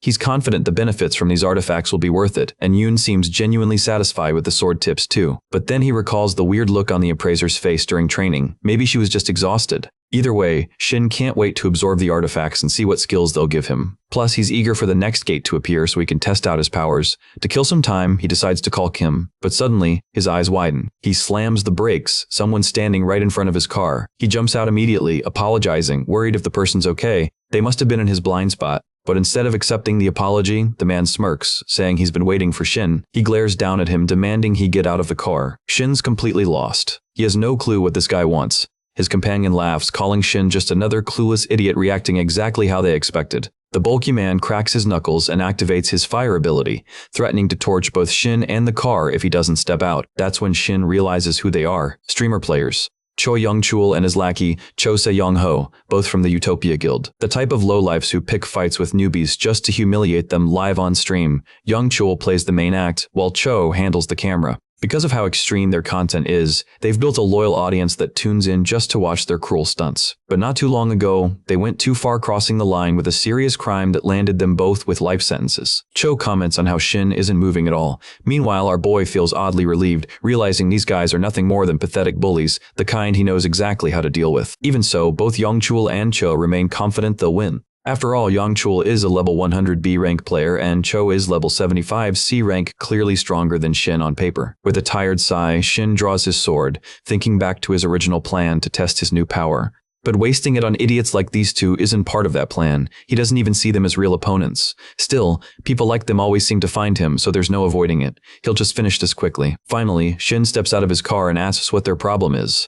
Young-chul lies through his teeth, claiming he's part of the security force in Player Town. He says he got complaints and came to handle the issue, telling Shin to calm down and cooperate. Then, narrowing his eyes, Young-chul accuses Shin of ticking people off just by owning this car. Without warning, he kicks the vehicle with full force, smashing the door. Shin stands there for a second, stunned by the sudden damage. Young-chul smirks and threatens him, either take his things and leave, or watch his car get turned into scrap metal. A few bystanders nearby recognize the washed-up streamers trying to act tough, but more importantly, they also recognize Shin from Player magazine. Some even wonder if he's the same guy who went on that quest with Kim. The crowd murmurs, trying to remember his name. Young-chul and Cho whisper among themselves about Shin's rumored power level. Word is, our guy cleared a level 100 quest all by himself. Looking at Shin's youthful face, Young-chul refuses to believe someone that young could handle such a feat. Cho, however, reminds him that Kim was there too, and she's not the kind of person who praises random newbies without a solid reason. Young-chul laughs at that. Then, with a sudden spark of inspiration, he tells his lackey to prep the camera. He's got a new video idea. Let's teach a newbie Kim Miso's pet a lesson. Cho eagerly sets up the camera, his face glowing with excitement. Young-chul then invites Shin to a one-on-one spar, pretending to be merciful. He proposes a deal. If Shin loses, he leaves Player Town. But if he wins, Young-chul and Cho will stay far away from him. On the other side, Shin's expression darkens, his gaze fixed on his damaged car. He answers calmly at first, agreeing to the deal. Young-chul grins, calling him a real man. But in the next instant, Shin's calm breaks, his fury rises, and he adds coldly, "Make it 500 million won on the line and he'll even stake his own wrist." Then, with a deadly glare, he tells Young-chul that if he's scared, he can still back out. Young-chul looks irritated by the bold demand. Before he can respond, Cho interrupts, his face tense. Young-chul, annoyed, snaps at him, demanding to know what's wrong. Cho hesitates, then reports that the live chat is blowing up. Viewers are spamming for him to accept Shin's wager and add the 500 million won. Shin asks again, calm as ever, whether Young-chul's going to accept, or if he's just scared. Yang Chul hesitates. The stakes are high. If things get violent, the video could be demonetized. But on the flip side, this could be his big chance to vent and pull insane view counts. Soon enough, both of them are standing in front of a growing crowd in Player Town's Building C Plaza. Onlookers gather, confused about what's going on. Some recognize Yang Chul and his lackey, muttering that they're at it again, harassing newbies. One guy tries to impress a girl nearby, but she shuts him down, reminding him she already has a boyfriend. Meanwhile, Shin and Yang Chul enter training mode. The system activates a barrier field to prevent real-world damage. Yang Chul smirks, reminding Shin of their deal. The winner gets 500 million won and breaks the loser's wrist. He promises to keep it fair, then mocks him, saying it's still not too late to back out before he ends up begging for mercy. Cho confirms that training mode is active, and both fighters are free to begin. Yang Chul arrogantly warns that he doesn't mess around, but he never gets to finish. Shin is already moving, launching into the air with his sword glowing fiercely. His eyes flare as he growls back that he doesn't play around either, and if anyone's begging later, it won't be him showing mercy. Meanwhile, the match is being streamed live. Somewhere else, Kim is watching the broadcast, her expression frozen in disbelief. She mutters quietly, trying to process what she's seeing. As she studies the stream, she realizes that Shin's opponent looks a lot like Yang Chul from the Utopia Guild. Yang Chul might be B rank, but rumors say he's reckless only because his uncle runs the guild. Still, she wonders why he'd be fighting Shin in a public stream like this. Just then, her sister Shin Terry walks in, noticing her tense face. Curious, she asks if something's wrong. Her eyes shift to the screen, and she recognizes the player instantly. She recalls Shin as the one her sister keeps trying to recruit. Kim confirms it's him, Shin Sang-hyun, and admits she's confused about why he's appearing on such a low-quality livestream. Her sister, though, comments on the precision of Shin's movements, clearly impressed. Meanwhile, the fight between Shin and Yang Chul grows fiercer. Yang Chul spits insults, accusing Shin of cheating and throwing crude remarks. In response, our boy grips his sword tightly and unleashes a powerful strike. He charges in with raw intensity, while Yang Chul stands his ground, refusing to step back. Shin swings again, his attacks sharp and relentless, drawing gasps and awe from the audience watching online. Finally, Shin lands a decisive hit. For a brief moment, he reflects silently. This is the first time since turning back time that his body moves exactly as he intends. His technique flows perfectly, proof of his growth. Earlier, about 3 hours before the confrontation, Shin had thanked the appraiser for finishing their deal so efficiently. She replied modestly, saying both parties did their part. Daekyung laughed, suggesting they grab a drink, saying he'd cover the bill and they could pick any place. But Shin politely declined, saying he already had plans. Daekyung frowned, misunderstanding the rejection.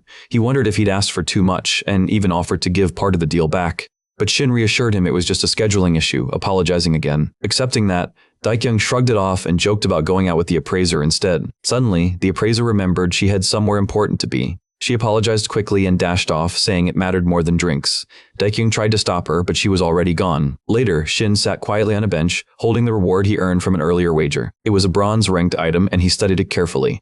The initial absorption rate was only 10%, but after consistent effort, it had risen to 90%. Shin was genuinely amazed. Soon, the goddess of luck appeared, saying it was thanks to her blessing that he was able to enjoy such a boost. Our guy thought about how, under normal circumstances, he'd barely be able to extract a tenth of the item's stats. He now understood how much potential equipment truly had when used properly. Then, shifting topics, he asked her something that had been on his mind. Whether she had ever encountered a being called the late bloomer model student. The goddess pouted, clearly jealous, demanding to know why he was asking about someone else instead of paying attention to her, though she scolded him. Shin explained calmly that he wasn't ignoring her. That constellation simply meant something special to him. Still, he understood her irritation and quietly accepted it. Eventually, she sighed and said she'd try to look into it since she was feeling generous today. Grateful, Shin thanked her sincerely. With that settled, he decided to enjoy a proper meal. Holding the artifact tightly, he synchronized his mana with 5 different items, feeling energy flow through him as he prepared to eat and strengthen his body. The food that appeared ranked among the top 5 favorite meals for men. It left him stunned and excited. Even though the artifacts once belonged to an older warrior, the dishes still suited someone younger like him. To his surprise, all 5 items had reached an incredible 90% absorption rate. He couldn't help but wonder just how powerful he'd become after consuming everything. The possibilities were endless. Soon after, the face-off title effect triggered. He realized that no one else was within 5 meters of his marked target but himself.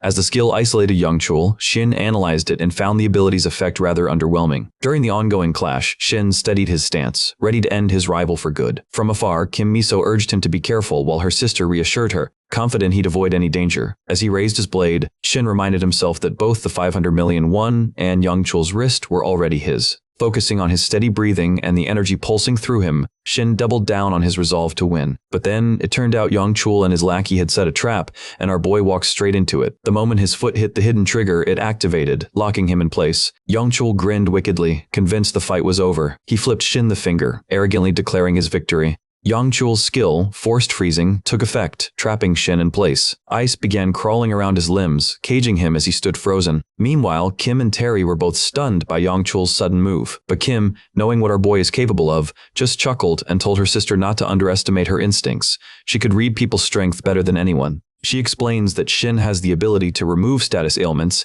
then challenges her sister to look carefully at the gem of potential she has discovered in our boy while observing the screen. But her words trail off, because she suddenly realizes that the igloo Yongchul formed is completely empty. At the same time, the hulking villain himself wonders where our boy has vanished. After all, he is convinced that his freezing ability is still active, and that there should be no possible way for someone like Shin to break free unless he indeed had a skill that removes ailments. To the villain's misfortune, our boy truly does have that very skill. Shin suddenly leaps into the air behind Yongchul, sword in hand, prepared to strike. In the next instant, Shin crashes down on his opponent, the tip of his blade pressing firmly against Yongchul's back. Yet Yongchul reacts quickly enough to trigger training mode, sparing himself from the fatal damage of Shin's sword. The panel of commentators erupts into a storm of differing opinions, until finally one correctly speculates that Shin must have used a status ailment removal skill to overcome Yongchul's ice. Suddenly, one particular comment stands out to the blonde lackey when a viewer points out how Shin now looks different from before. The lackey too notices a distinct shift in Shin's aura. None of them have any idea what transformation Shin has suddenly undergone. Terry, however, does. She tells her sister that Shin may have awakened a brand new skill. It could be either a transcendent skill or a psychedelic one. But judging by the pitch-black glint in Shin's eyes, she suspects it is psychedelic. This type of skill holds incredible power but comes with a brutal price: extreme exhaustion whenever the user suffers damage. She then notes the conviction in Shin's vow to defeat his foe without allowing a single blow to land on him. Kim, however, disagrees. She reminds her sister that back when they were in the dungeon, Shin never once used such a skill. In response, Terry lays out two possibilities. The first, that he simply had no need for it back then. The second startles Kim when her sister suggests that Shin may have only awakened the skill very recently. Meanwhile, the appraiser girl carefully examines the artifacts Shin entrusted to her. Her eyes catch on the crimson meditation bracelet because its hidden skill had already been tested. That bracelet conceals the psychedelic skill. Nervously, she thinks the odds of Shin manifesting its hidden power should be low. Yet, if he has already absorbed this ability in such a short span, then he must surely have the blessing of the goddess of luck. What she doesn't know is that our guy really does carry that blessing. He has in fact absorbed the psychedelic skill.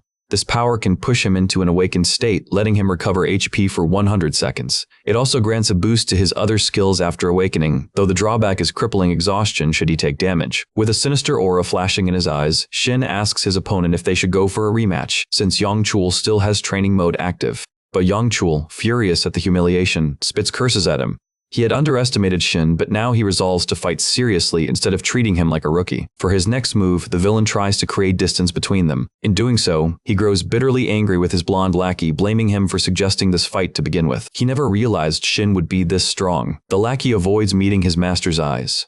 Yongchul, seething with rage and cursing his lackey in his mind, is suddenly interrupted by the crushing grip of our boy's hand on his face. Shin slams Yongchul's head into the ground, the floor shattering beneath the force. He taunts his enemy, reminding him that the only thing keeping him alive is the protection of training mode. In desperation, Yongchul begs, saying he will keep his promise, admit defeat, and transfer the prize money into Shin's account. But Shin isn't finished. With the match decided, he is now in the mood to deliver some revenge. Yongchul, panicking, wonders what kind of revenge this crazy boy could possibly mean. At that moment, Shin recalls 3 days ago when a mechanic, sounding more like a hopeless doctor, declared that while his car was still running, it only had a few days left. The mechanic advised replacing it. Shin, however, grew emotional at the news, for he had shared countless rides and memories with that car. And so now, Shin proclaims that he is taking revenge for the death of his beloved vehicle. Yongchul apologizes frantically for his crime, but Shin ignores him and prepares to send a punch straight to hell. The terrified Yongchul loses control and soils himself in fear, which horrifies not only the spectators but even his own followers, leaving everyone in stunned disbelief at what just happened. On the sidelines, complaints rise about the unbearable stench from Yongchul's accident. Cho Sung-ho begins worrying about what to do next.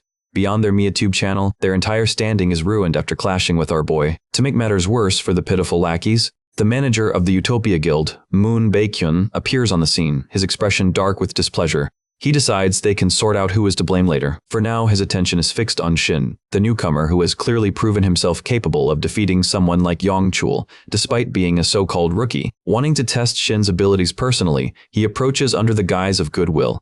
He claims he came to smooth things over and talk about compensation. Before giving an answer, Shin asks him to introduce himself. For a moment, Moon takes his tone as arrogance, but then he realizes this must be the confidence of someone with real power and skill like Shin. Hoping to win Shin's favor, he introduces himself and even adds an apology. He goes further, asking how much compensation Shin requires for damage control, all while thinking that building goodwill now could eventually lead to recruiting him. But Moon's composure falters when Shin casually demands that 2 billion won be transferred to his account. Shin had first considered asking for 500 million but raised the price after recalling the mental trauma Yongchul had caused him. Though the amount is staggering, Moon still agrees but requests to pay it in installments. Following that incident, our boy quickly becomes well known. A crowd of reporters gathers at his home, most eager to dig into his ties with Kim or the Eden Guild. Annoyed, he kicks them out, but they continue to linger. With a sigh, he locks his apartment, wondering why they are so obsessed with his love life. He already has enough burdens to carry and no interest in romance right now. Instead, he admires his new clothes, far more excited to prepare for the adventure ahead. Kim also notifies him that the gate raid she had mentioned days earlier is finally opening today.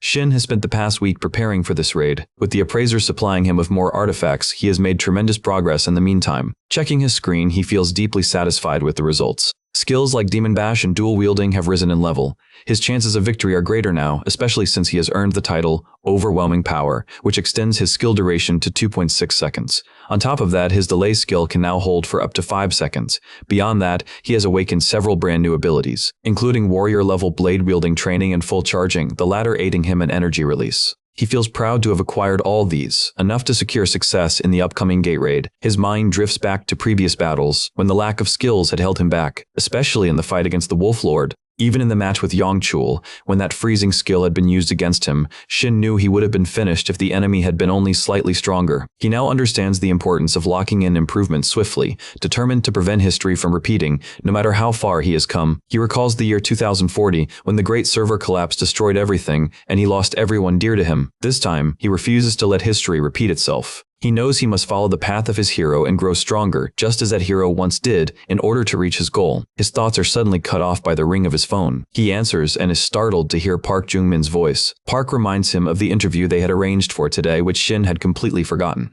He quickly picks up, and the reporter asks if he is free.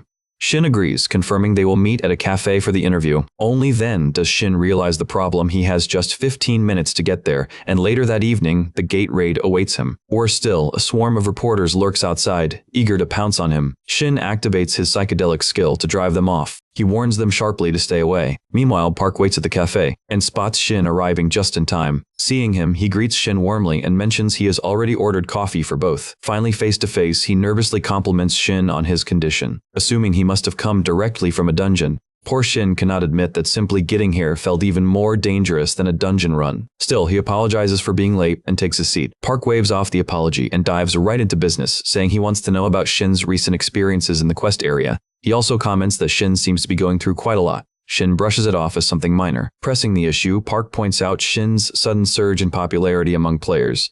People are starting to believe that experience and level mean little under the new system. Still, no one can deny that Shin has earned the title of Super Newbie thanks to his talent despite his low level. Shin tries to downplay it again, but Park insists that this is exactly why so many guilds are trying to recruit him. Shin concedes, admitting he has received plenty of calls. Park chuckles and asks if he wants to hear more about Eden Guild or other guilds to weigh his choices. Not to mention, he adds, this list doesn't even include foreign guilds. That revelation takes our boy by surprise. Park continues, sharing fresh information. 5 foreign guilds have already completed identity checks on Shin. Normally, such guilds scout early to gain an edge, but this is the first time they are targeting someone still considered a total newbie.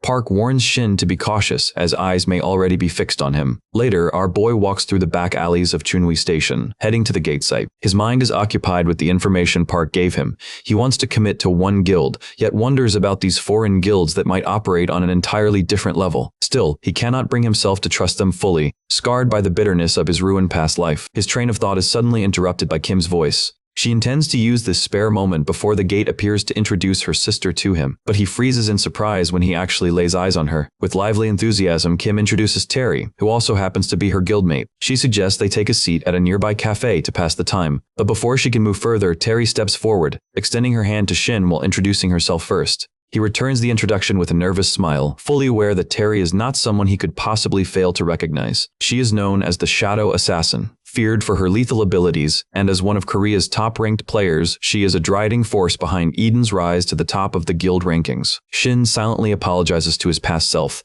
marveling that in this life he has been fortunate enough to meet such high-level players. Then, unexpectedly, Terry requests a favor from him. He is startled that someone of her caliber would want something from him.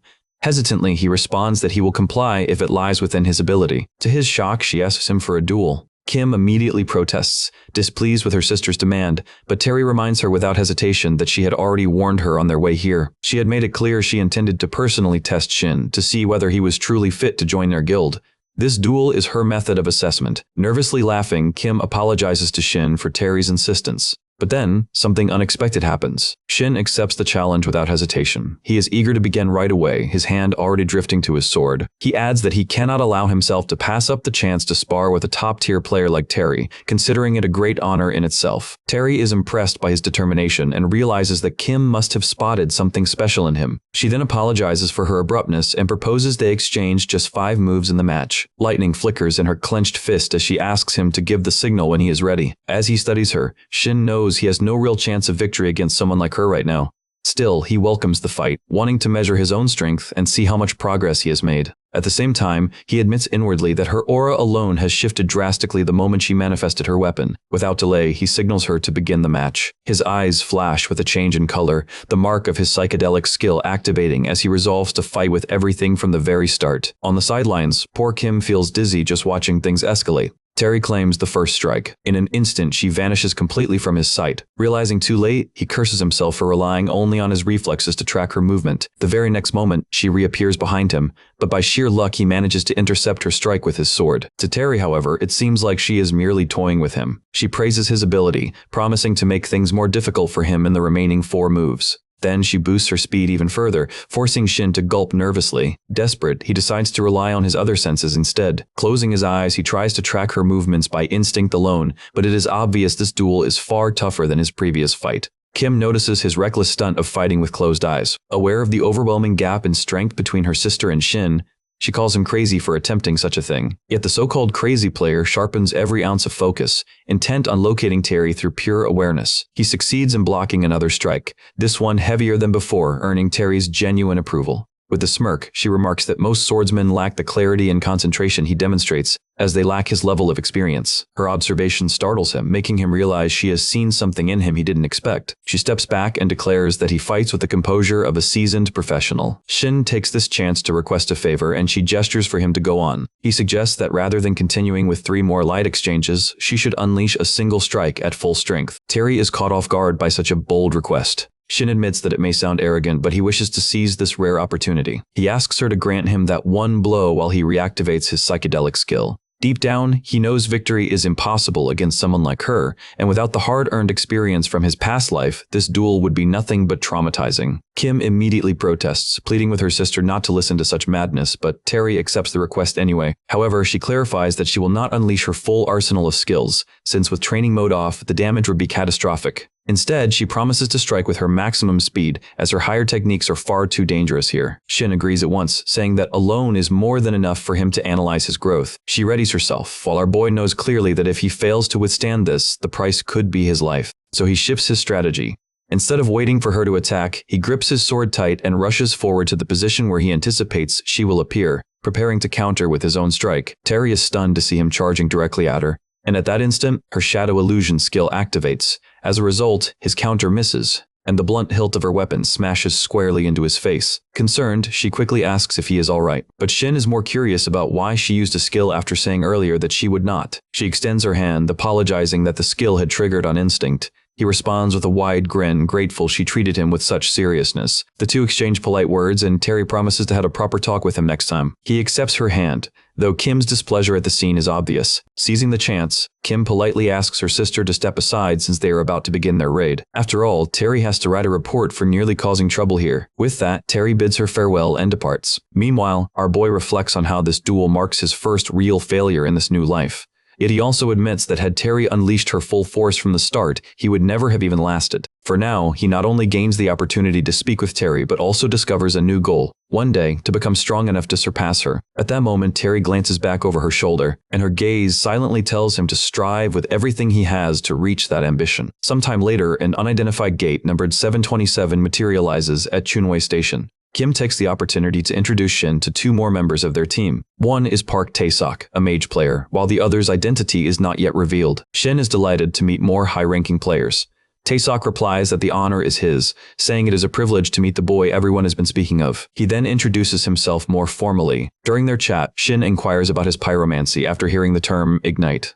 Tae-sok confirms it, adding that it belongs to the same branch of skills Yongchul had wielded. He demonstrates his flame ability, explaining that he is capable of conjuring flames far greater than the one he shows, yet he admits that he has only reached the stage of blue flame, and it will still take much time before he can advance further. Watching him, our boy remarks on Tae-sok's dependability. He recognizes that Tae-sok has taken the wiser path, devoting himself to mastering one skill to a high level. Shin realizes that is precisely why he had been able to defeat someone like Yongchul, who had scattered his focus across multiple abilities without perfecting any of them. Their attention then shifts to the girl beside him, Kang Juhee, who is a wielder of space. She is also a mage, specializing in spatial connection techniques. With a shy smile, she decides to showcase her ability. Her companion tries to stop her, but by then, it is already too late. Watching carefully, Shin notices that the wind she conjures is unlike that of an ordinary space wielder. It feels as though they are standing inside a wind bubble, gazing down upon the city below. She bashfully explains that this is her power, and greets him once more. Shin immediately senses he can place his trust in her. With her presence, the team feels complete. He himself fills the close-range fighter role, while Kim excels as long-range support.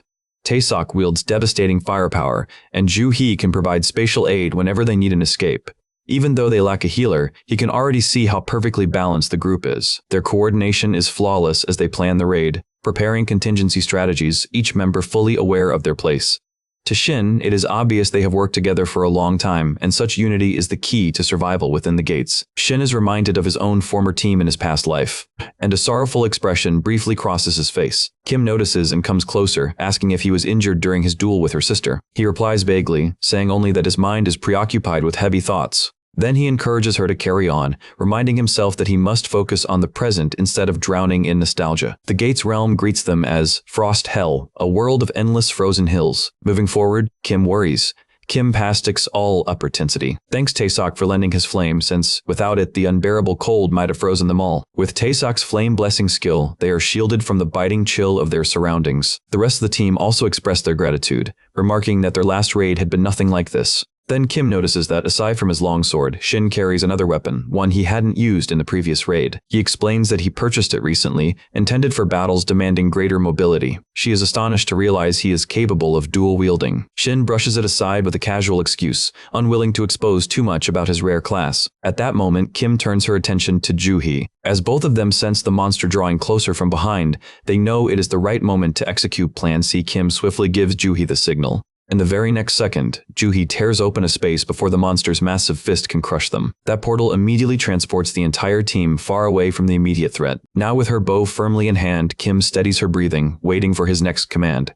Meanwhile, he is already bracing himself for the confrontation, charging toward the monster with his sword raised. With both fighters poised to strike, Kim also gives a quick signal to Tae-sok, who has been standing by, fully prepared with his destructive firepower. Kim lets loose her arrow, this time infused with the blue flames Tae-sok has conjured. The fiery arrow pierces the monster straight in the face, igniting it in flames and forcing the beast to roar in sheer agony. Wasting not even a second, Shin slashes at the creature with his blade while signaling to Juhee, who instantly shifts his position through her space before the monster's strike can land. When the monster assumes it has crushed him under its might, a smug, arrogant grin spreads across its grotesque face. But our hero is already behind it, prepared to deliver the finishing blow. He calls out to Juhei once again, telling her to ready her attack. At the same time, Shin unleashes his Demon Bash skill. In a flash, he slices clean through the monster's neck, severing its head, leaving everyone around them stunned in disbelief. When he finally comes down after the exhausting clash, he is bewildered to see the astonishment on all of their faces. They soon explain that none of them expected him to bring down such a monster in a single decisive strike. Kim joins the chorus, admitting she was just as shocked as the others,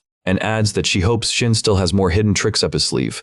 Her eagerness to see his concealed powers shines through. Feeling the pressure of her words, Shin suddenly has the urge to reveal every move he has mastered. Thankfully, their teamwork is flowing smoothly. Perhaps it is because their differences in skill complement one another so well. Together, they brace themselves to take on yet another wave of monsters spilling out at the mountain.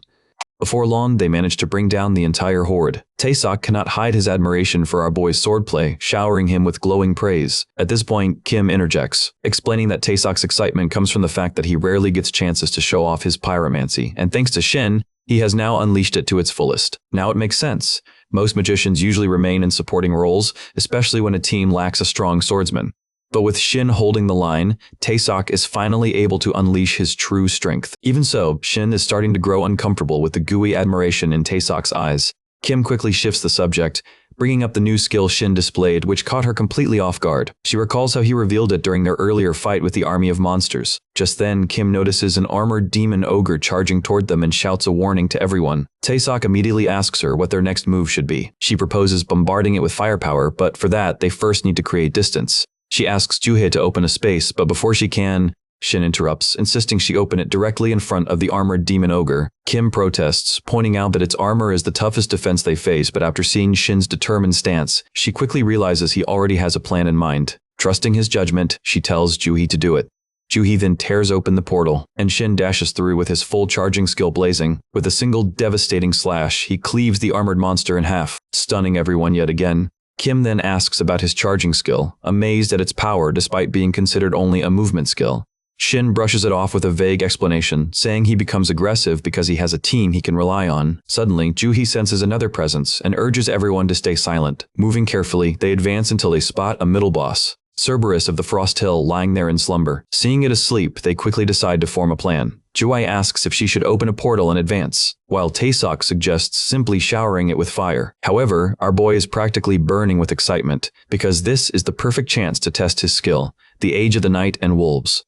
At last, he has found the ideal opponent to practice on, since the skill specializes in stunning wolf and dog-type monsters. While the group continues debating which strategy to follow, our boy rises to his feet, eyes gleaming with fire. The others notice his expression and are startled. It is the same look he always wears when a bold, dangerous plan is brewing in his head. He assures them he has a plan and tells them to stand back while he handles the fight. They press him for an explanation, but with the moon overhead, Shin knows time is short if he wants to test this skill against the middle boss. So without wasting another word, he dashes toward the slumbering beast. The Cerberus instantly opens its eyes the moment Shin lands before it. Sensing his presence, the three-headed beast growls menacingly. His comrades tense, ready to rush to his aid. But before Kim can issue a command, Juhei stops them, as she notices that the monster is not reacting in the way they expected.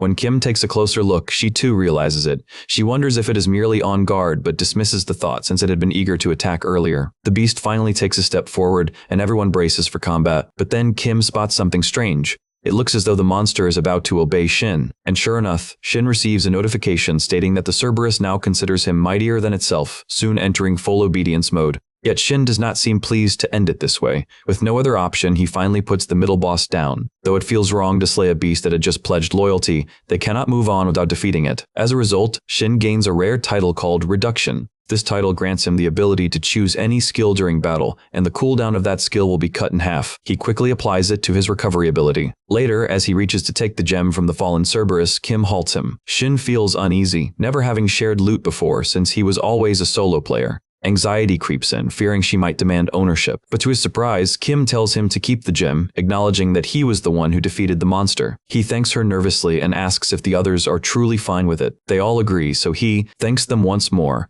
though it dawns on him that he must be more careful about displaying his powers in front of everyone. Kim then offers to give him space so he can carry out whatever activity he usually performs. This startles him, and he asks what she means.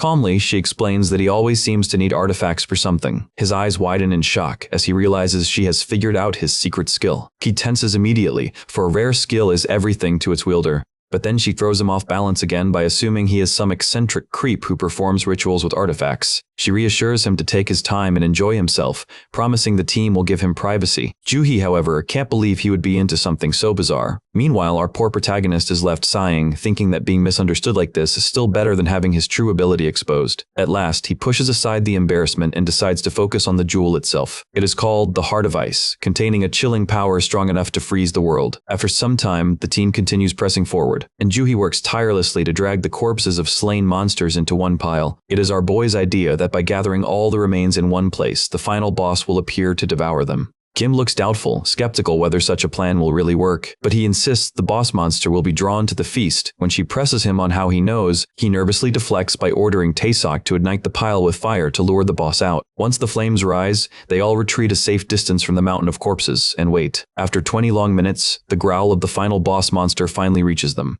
Emerging from the shadows is a grotesque, colossal bear of the cold, and now they are face to face with the final boss itself. Kim reflects on how much Shin has carried them, how his efforts alone brought them this far into the raid. But now, seeing the exhaustion etched across our boy's face, she realizes that their situation has become dangerously dire. Just minutes earlier, they had been forging a plan to end the raid. Shin had suggested acting as the bait, though Kim could hardly believe him at first. They needed to rely on the instincts of the monster, for it always follows a set pattern once its health reaches a certain threshold known as the gluttony state. When that state is triggered, the beast grows more aggressive, and its body becomes monstrously powerful. As a result, it devours and destroys everything in its path. That is why Shin gathered the corpses around the field to ensure the monster's attention would stay fixed on them. Then Kim raises the concern, asking what would happen if something were to disturb the feast they prepared. Shin answers that this is exactly why he collected juniper wood, a sedative that will take effect once the monster consumes the corpses. But the real problem lies in lowering the monster's health enough to actually trigger its gluttony state. For that reason, our boy volunteers to act as the bait, creating the opportunity for his teammates to inflict true damage. At that time, he had reassured them that he would handle the role perfectly. But now, standing before the feral and ravenous beast, he silently curses his own foolishness. While straining to block the bear's savage blow, he questions whether he is truly strong enough. Yet, one truth remains: after regressing once, he must survive. So he decides to dodge every strike hurled at him. As he moves, he realizes with dread that the monster is faster than expected. Its reflexes allow it to lash at him even while he is still suspended midair. Just as the killing strike is about to land, Kim's arrow pierces straight into the monster's gaping maw. She seizes the moment, shouting at him to act immediately. Without delay, he springs at the final boss, quickly giving thanks to Kim for saving him. In that instant, he activates his full charging skill and hurtles toward the beast with deadly speed. Behind him trails an icy path, the effect of the charging skill. The monstrous bear freezes momentarily in its tracks. Shin is stunned to see his two abilities. The full charge and the freezing skill from the Heart of Ice artifact actually combine successfully. Piercing into the bear's thick hide, he braces himself for the decisive strike. The monster bellows furiously while he prepares his demon bash. Kim then calls on Taeseok, who stands ready to unleash his ultimate attack. She urgently shouts for Shin to move aside. For Taeseok's skill, Blue Flame Flamingo has created a massive eruption of fire, which he hurls straight at the beast. Watching it, Shin cannot help but be impressed by the sheer power of those flames. Even though the monster's eyes remain open, its life force begins to waver. With its vitality waning, the beast enters the gluttony state in a desperate bid to restore itself. Kim warns Shin because now the monster will attempt to consume everything in sight, starting with the closest target, our boy. Its face twists into a grotesque hunger as it growls at him. Looking into the eyes of this maddened creature, Shin steadies himself and waits for Juhi's move. Until then, he must hold the line. Observing it closely, Taeseok mutters that the monster looks like a completely different beast after entering gluttony. Kim then asks if Juhi is ready. Watching her struggle, Shin replies that she is still preparing. Kim voices her worry about whether Juhi will be ready in time, while Taeseok frets more over Shin, doubting he can withstand the gluttonous monster for long. Meanwhile, our boy is sprinting for his life, wondering when Juhi's part will be finished. He begins to think he may die here, far before ever conquering the gate. With no other choice, he activates his psychedelic state to read the incoming strike. With no chance to evade, he braces himself to take the blow head-on. Fortunately, at that same time, Juhi is pushing herself to prepare the space. Overwhelmed by the immense power she is channeling, she remains determined to complete the warp. Finally, she transfers all the corpses directly before the monstrous boss. But the moment it is done, she collapses, drained by the spell.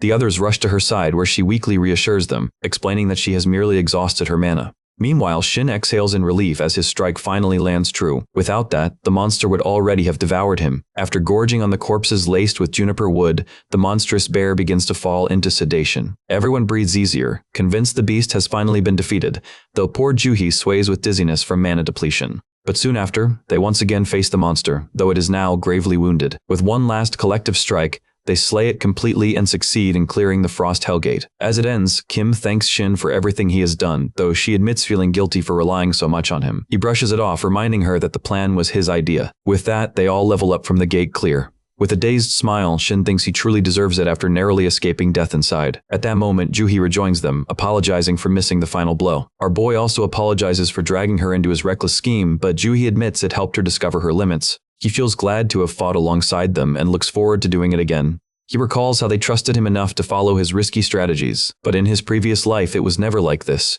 Nearly every raid ended in tragedy. Even raids with rich rewards usually had a survival rate around 90%. But in his case, he and his parties were always the unlucky ones who lost comrades despite the odds. He has always wondered why he was never the one to meet such a tragic fate. Instead, he kept surviving, not just for himself, but always trying to save his companions. Now it is time to claim their rewards, as the first clear bonus materializes before them. Shin silently hopes each of them will receive something truly fitting. Just as he reaches out to touch his own reward, the goddess of luck intervenes, declaring she wishes to show him her true power. Reading this notification, he smiles as though challenging her. He is shocked to see a list of unique rank artifacts appear before him, and he must choose one. The sheer variety overwhelms him, far exceeding what he expected from this gate. To his astonishment, the artifact he selects will also gain a hidden effect, one ranked even higher than unique. He realizes this extraordinary boon comes only because of his contract with the goddess of luck. With a smug air, the goddess demands his thanks. Feeling truly grateful, he admits he would do anything for her now. Casting a glance at his teammates who are busy reviewing their own rewards, he quietly hopes they do not notice his. Looking back at the list of artifacts, he already knows his choice. He selects the great sword of fighting spirit and draws it forth from the screen.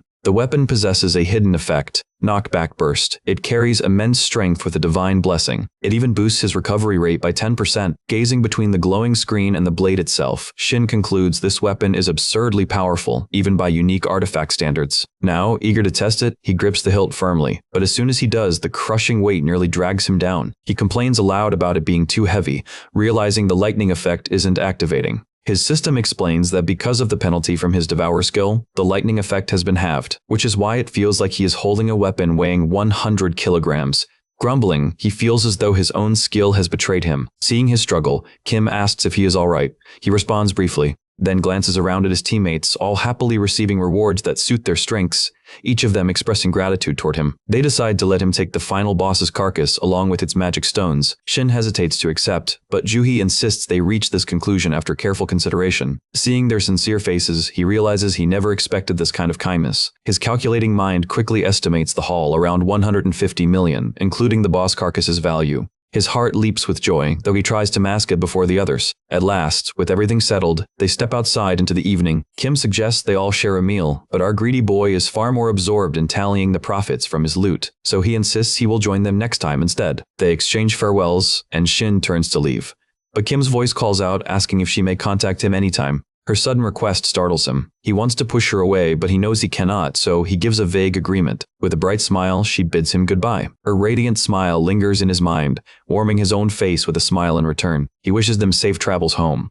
Seeing their expressions, Juhei and Taesok feel as though they are intruding on something private. The truth behind his smile is simple. It has been ages since someone shown such warmth toward him. Now, he cannot wait to return home. Once there, he successfully devours the fated greatsword. After consuming it, he also activates the lightning effect. The weapon reveals yet another bonus effect, exactly as he had hoped. Now comes the moment to measure how far he has grown. He pulls up his status window to check the surge in his attributes. Alongside that, the hidden skill Knockback Burst grants him the power to repel his enemies backward with sheer force. His current ranking has climbed to C. At the sight of this, he grins wildly, nearly unhinged, realizing how much the greatsword has amplified his strength. His critical strike range skyrockets from 120% all the way to 600%. He is staggered by the leap in power achieved within a mere 15 days, when someone like Yoon struggles for years just to break level 50. Suddenly, the system alerts him to an ominous presence. Glancing behind, he discovers that constellations have arrived, seeking to form contracts with him. Many step forward, including the Lion King, who is drawn in by his remarkable swordsmanship. Along with him appear the owner of the magnificent beard and the Dark Hunter.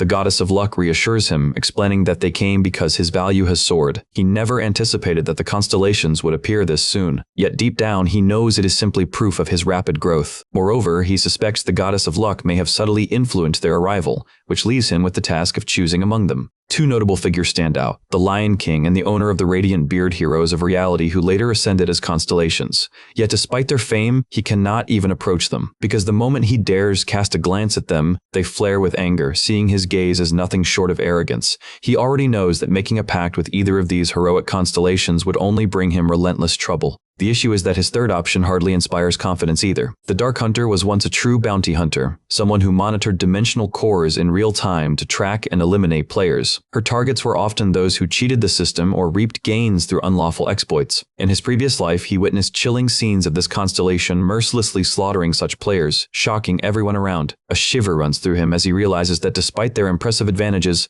none of them are useful for his path. Contracts with constellations are no trivial matter. They can shape the entire course of a player's life. For now, he resolves to rely only on the goddess of luck. Still, Shin's ambition stretches higher. He dreams of sealing a contract with a mythical being, a rare feat attained by very few. His answer leaves the gathered constellations dissatisfied, for each is certain of their own superiority. Yet one by one, they depart nonetheless. Just before leaving completely, the Dark Hunter throws him a sinister smile and utters a chilling threat. She will hunt him down once she uncovers his hidden truth. The weight of her words forces him to vow greater caution when dealing with constellations henceforth. He then checks the time, hoping he can still make it to his destination. His next stop is the Rift. From his past life's memories, he already knows it overflows with kobold monsters. Fortunately, these creatures fall into the same canine and lupine category as the Cerberus he fought earlier.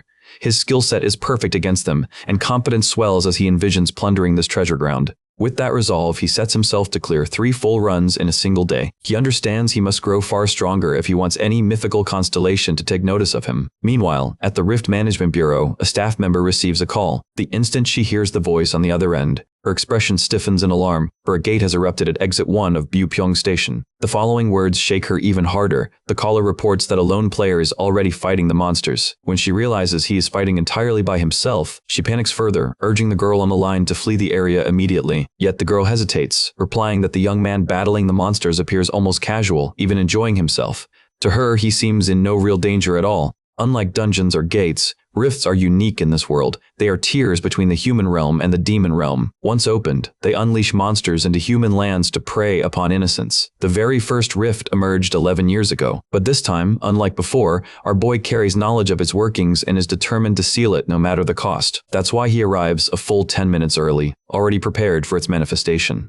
Right on cue, as he steps from the station exit, the rift begins to form. For a moment, the sight stuns him. The memory of the disaster it once unleashed, the countless innocent lives stolen, burns in his heart. He swears no one will endure that suffering again. For him, it's personal. He lost dear ones to a rift in childhood. As an orphan, he had never felt the pain of losing parents until that day. Back then, he was saved by his hero. Now, with his own strength rising, he finally grasps his true purpose. To save lives carries far more weight than merely seeking strength. And now, before his eyes, kobold monsters pour from the rift in swarms. He is pleased at the opportunity, though not completely content. Unlike Cerberus, these kobolds show no sign of obedience. Glancing up, he deduces that the clouds must be concealing the moon. Rather than dampen him, the thought excites him. It's the perfect chance to test his enhanced abilities with his new sword in hand. He charges forward, activating his full-speed assault mode. Using his velocity and sharp precision, he cuts through kobolds one after another. Then, he unleashes the knockback burst. Several kobolds are sent flying, their bodies battered and torn by the effect. His lips curl into a satisfied grin at the sheer power of his skill synergy.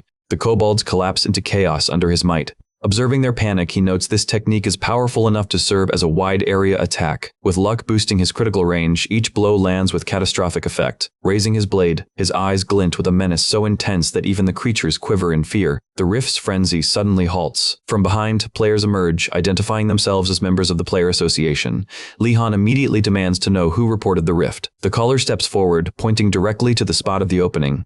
Lee Hyun prepares to charge, but his brother Lee Jung snaps at him sharply to look first. What they see stuns them. Our boy already locked in fierce combat, standing his ground like a true warrior. His greatsword smashes against the kobold's shield, the clash resounding through the air. Both Lee brothers tense, about to leap into the fray alongside him, but they freeze when Shin yells, warning them to stay away. With firm confidence, he declares he will handle the monster himself. Ignoring their protests, Shin activates his face-off title. The effect isolates a kobold from its pack, instantly boosting his stats by 20%. Next, he channels his psychedelic skill, intending to test how much power his knockback burst can unleash when stacked with his other abilities. With a fierce slash and a crushing push, the kobold is blasted backward, its body cleaved in two by the devastating strike. Meanwhile, the system flashes a warning, urging him not to approach the rift itself lest he suffer severe damage. The association players are left in sheer disbelief at the destructive force he just displayed. Then suddenly, one of them recognizes who Shin really is. Li Han steps forward, overflowing with gratitude, especially since there were no casualties, something almost unheard of when facing a rift. Shin, however, brushes it off lightly, saying he just happened to be passing by, just the way top-tier players would act. Hyun insists immediately on accompanying him. His brother warns against it, urging caution, but Hyun refuses to listen. He assures Shin they will not hinder him. They only wish to witness his skill inside the rift. Shin consents at last, though in his mind he can't help but feel these fresh recruits make him seem like some grizzled veteran. Soon, the trio arrives at the midway point of Bupyeong Station's fissure. There, our boy tears through kobolds with flawless, swift sword strikes, his grin brimming with confidence. Jung, on the other hand, stares in disbelief. How could someone so low-level fight this way? Before he can voice more doubt, his brother scolds him, telling him to focus on their goal rather than trivial things like levels. Hyun, however, is resolute in his admiration, convinced that Shin is simply blessed with unmatched instincts in battle. Yang, still doubtful, mutters suspicion over their enigmatic companion, particularly since Shin's health bar hasn't dropped a single point, no matter how fierce the fighting. At that realization, he falls silent. Shin's extraordinary vitality in combat is something undeniable, something the man himself takes absolute pride in. The story shifts back 30 minutes earlier, to when the three first entered the rift. They were immediately stunned by the sheer horde of kobolds swarming within. The creatures wasted no time, raising their bows and training arrows directly at the players. That's why Shin carried a kobold corpse, repurposing it into a crude shield to protect them.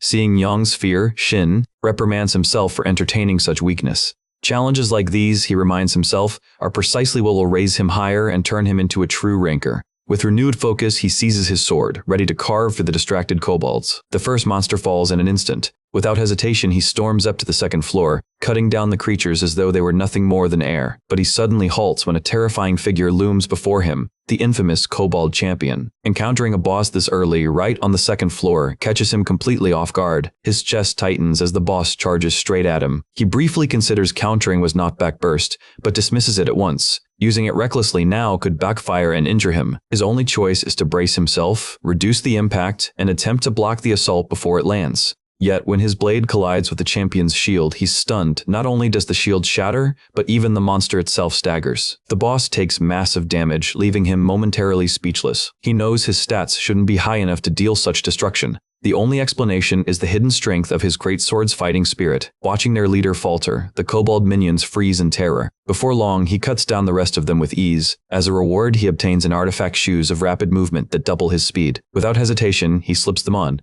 He already knows kobolds often carry rare artifacts. This time, luck favors him again, as not only does he find one, but it fits perfectly. With this boost, he looks forward to finishing the raid even faster. Glancing down, he notices his companions holding their ground well. The corpses of defeated kobolds scattered around them prove they're not entirely useless. With fortune smiling on him, Shin finds this raid surprisingly manageable, and the loot is nothing short of rewarding. Suddenly, an ominous aura emanates from the gate, accompanied by crackling red lightning. Inside, he's startled by the sheer wealth glittering everywhere. Gold coins glimmer across the chamber, and for a fleeting moment, excitement floods him. He imagines retiring right here, drowning in riches enough to satisfy every desire. But as he loses himself in greed, an arrow whistles through the air. Luckily, his heightened alertness saves him. He instantly recognizes the pattern of attack. It's the trademark kobold tactic, one so familiar that he can't help but smirk. He swings to deflect the arrow, yet this kobold reacts faster, slipping away from his counter with ease. In that instant, he understands. The weaker kobolds were nothing but bait to lure him into lowering his guard. All the while, the king, the final boss of the rift, had been waiting, laying a trap.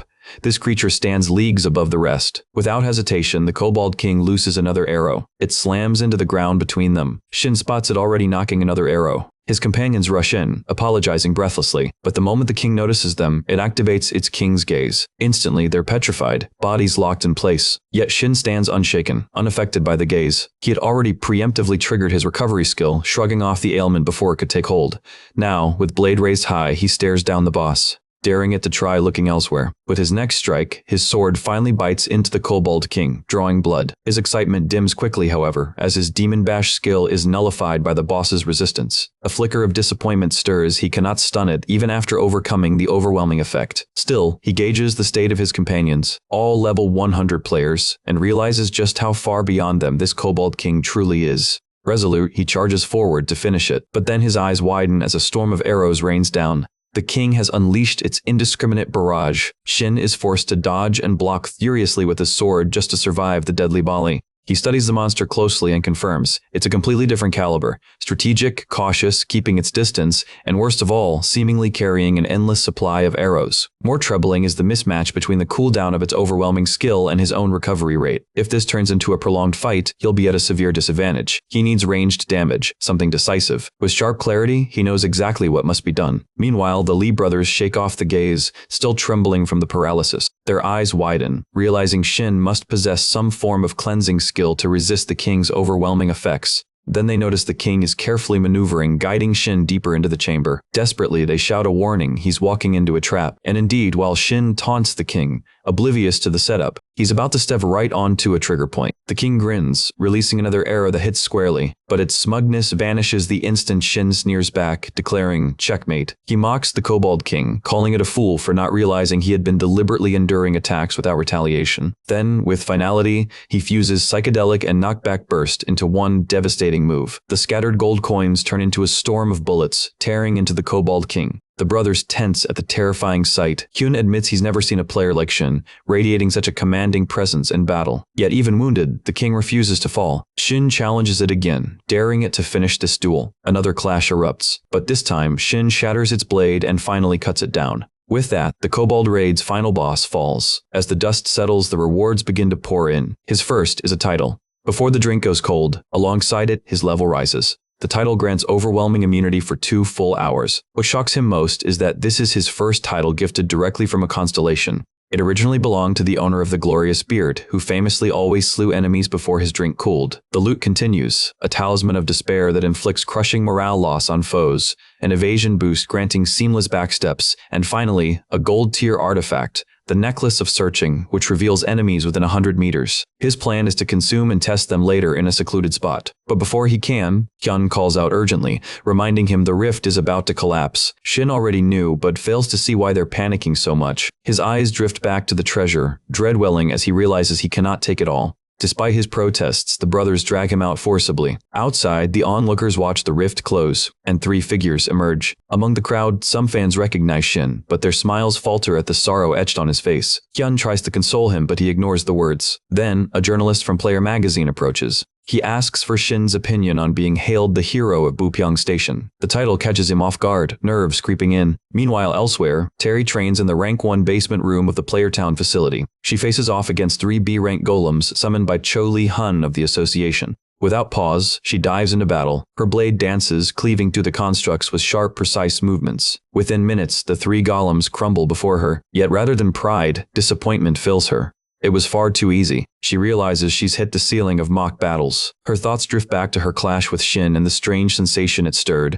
She longs to meet him again, but without his contact, it feels impossible. She might have had it if her meddlesome sister hadn't interrupted that day. At that moment, breaking news flashes across the screen, a report of the rift, with Shin revealed as its savior. Watching his interview, she notes his modesty. His nervous face makes him seem all the more genuine. Next, the reporter asks him about fighting a monster deemed to be level 100, far beyond his own. From his expression, Terry senses that Shin knows his capabilities well. She can clearly see the weight of experience in him. Yet, with a dark aura clouding her, she wonders if perhaps he doesn't serve a constellation at all, but instead has a pact with a divine being, just like her. The following day, Shin spreads his rewards across the mat, ready to absorb them. Closing his eyes, he sinks into unconsciousness to begin the process. With this newly obtained gourmet ability, he now possesses the skills of Overwhelm, Search, and Backstep. The thought of gaining such abilities fills him with satisfaction, all thanks to his luck stat, and he earnestly hopes to grow even stronger before the true era of players officially begins. He recalls the earliest days of the warrior era, back when most warriors lived under the stereotype that sheer strength was the only attribute they ever needed as players. Yet, when tougher monsters began to emerge, those who depended solely on raw strength fell one by one, and as the years passed, despair only deepened. That was until the rise of Go Ga Young Soo, who became known to the world as the Sword Demon.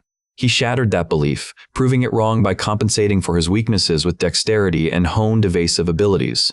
Rather than pursuing brute power, Young-soo mastered techniques that could adapt to every possible situation, and it was precisely that adaptability which enabled him to face anything without fear. Sadly, in his past life, our boy had been far too blind to follow that same path, but now he resolves to prioritize skills above all else, determined that this new direction will finally bear fruit. At that moment, his system absorbs the artifact and presents him with two freshly prepared dishes. One is a mushroom soup crafted from the vibrant cobalt forest. The other is a black pepper steak infused with the intensity of the cobalt plains. Delighted at the sight of these meals, he muses that the Cobalt King must have possessed rather refined taste in cuisine. Yet the following dish instantly shatters his good mood, a writhing serving of larvae seasoned straight from the cobalt swamp. He immediately regrets having voiced any words of thanks earlier. Sometime later, near his front gate, a group of reporters attempts to snap photos of him, only to be stopped firmly by his guards. Watching the commotion unfold from his window, irritation wells up within him. He had only stepped outside to get some fresh air after forcing himself to swallow that revolting larva dish,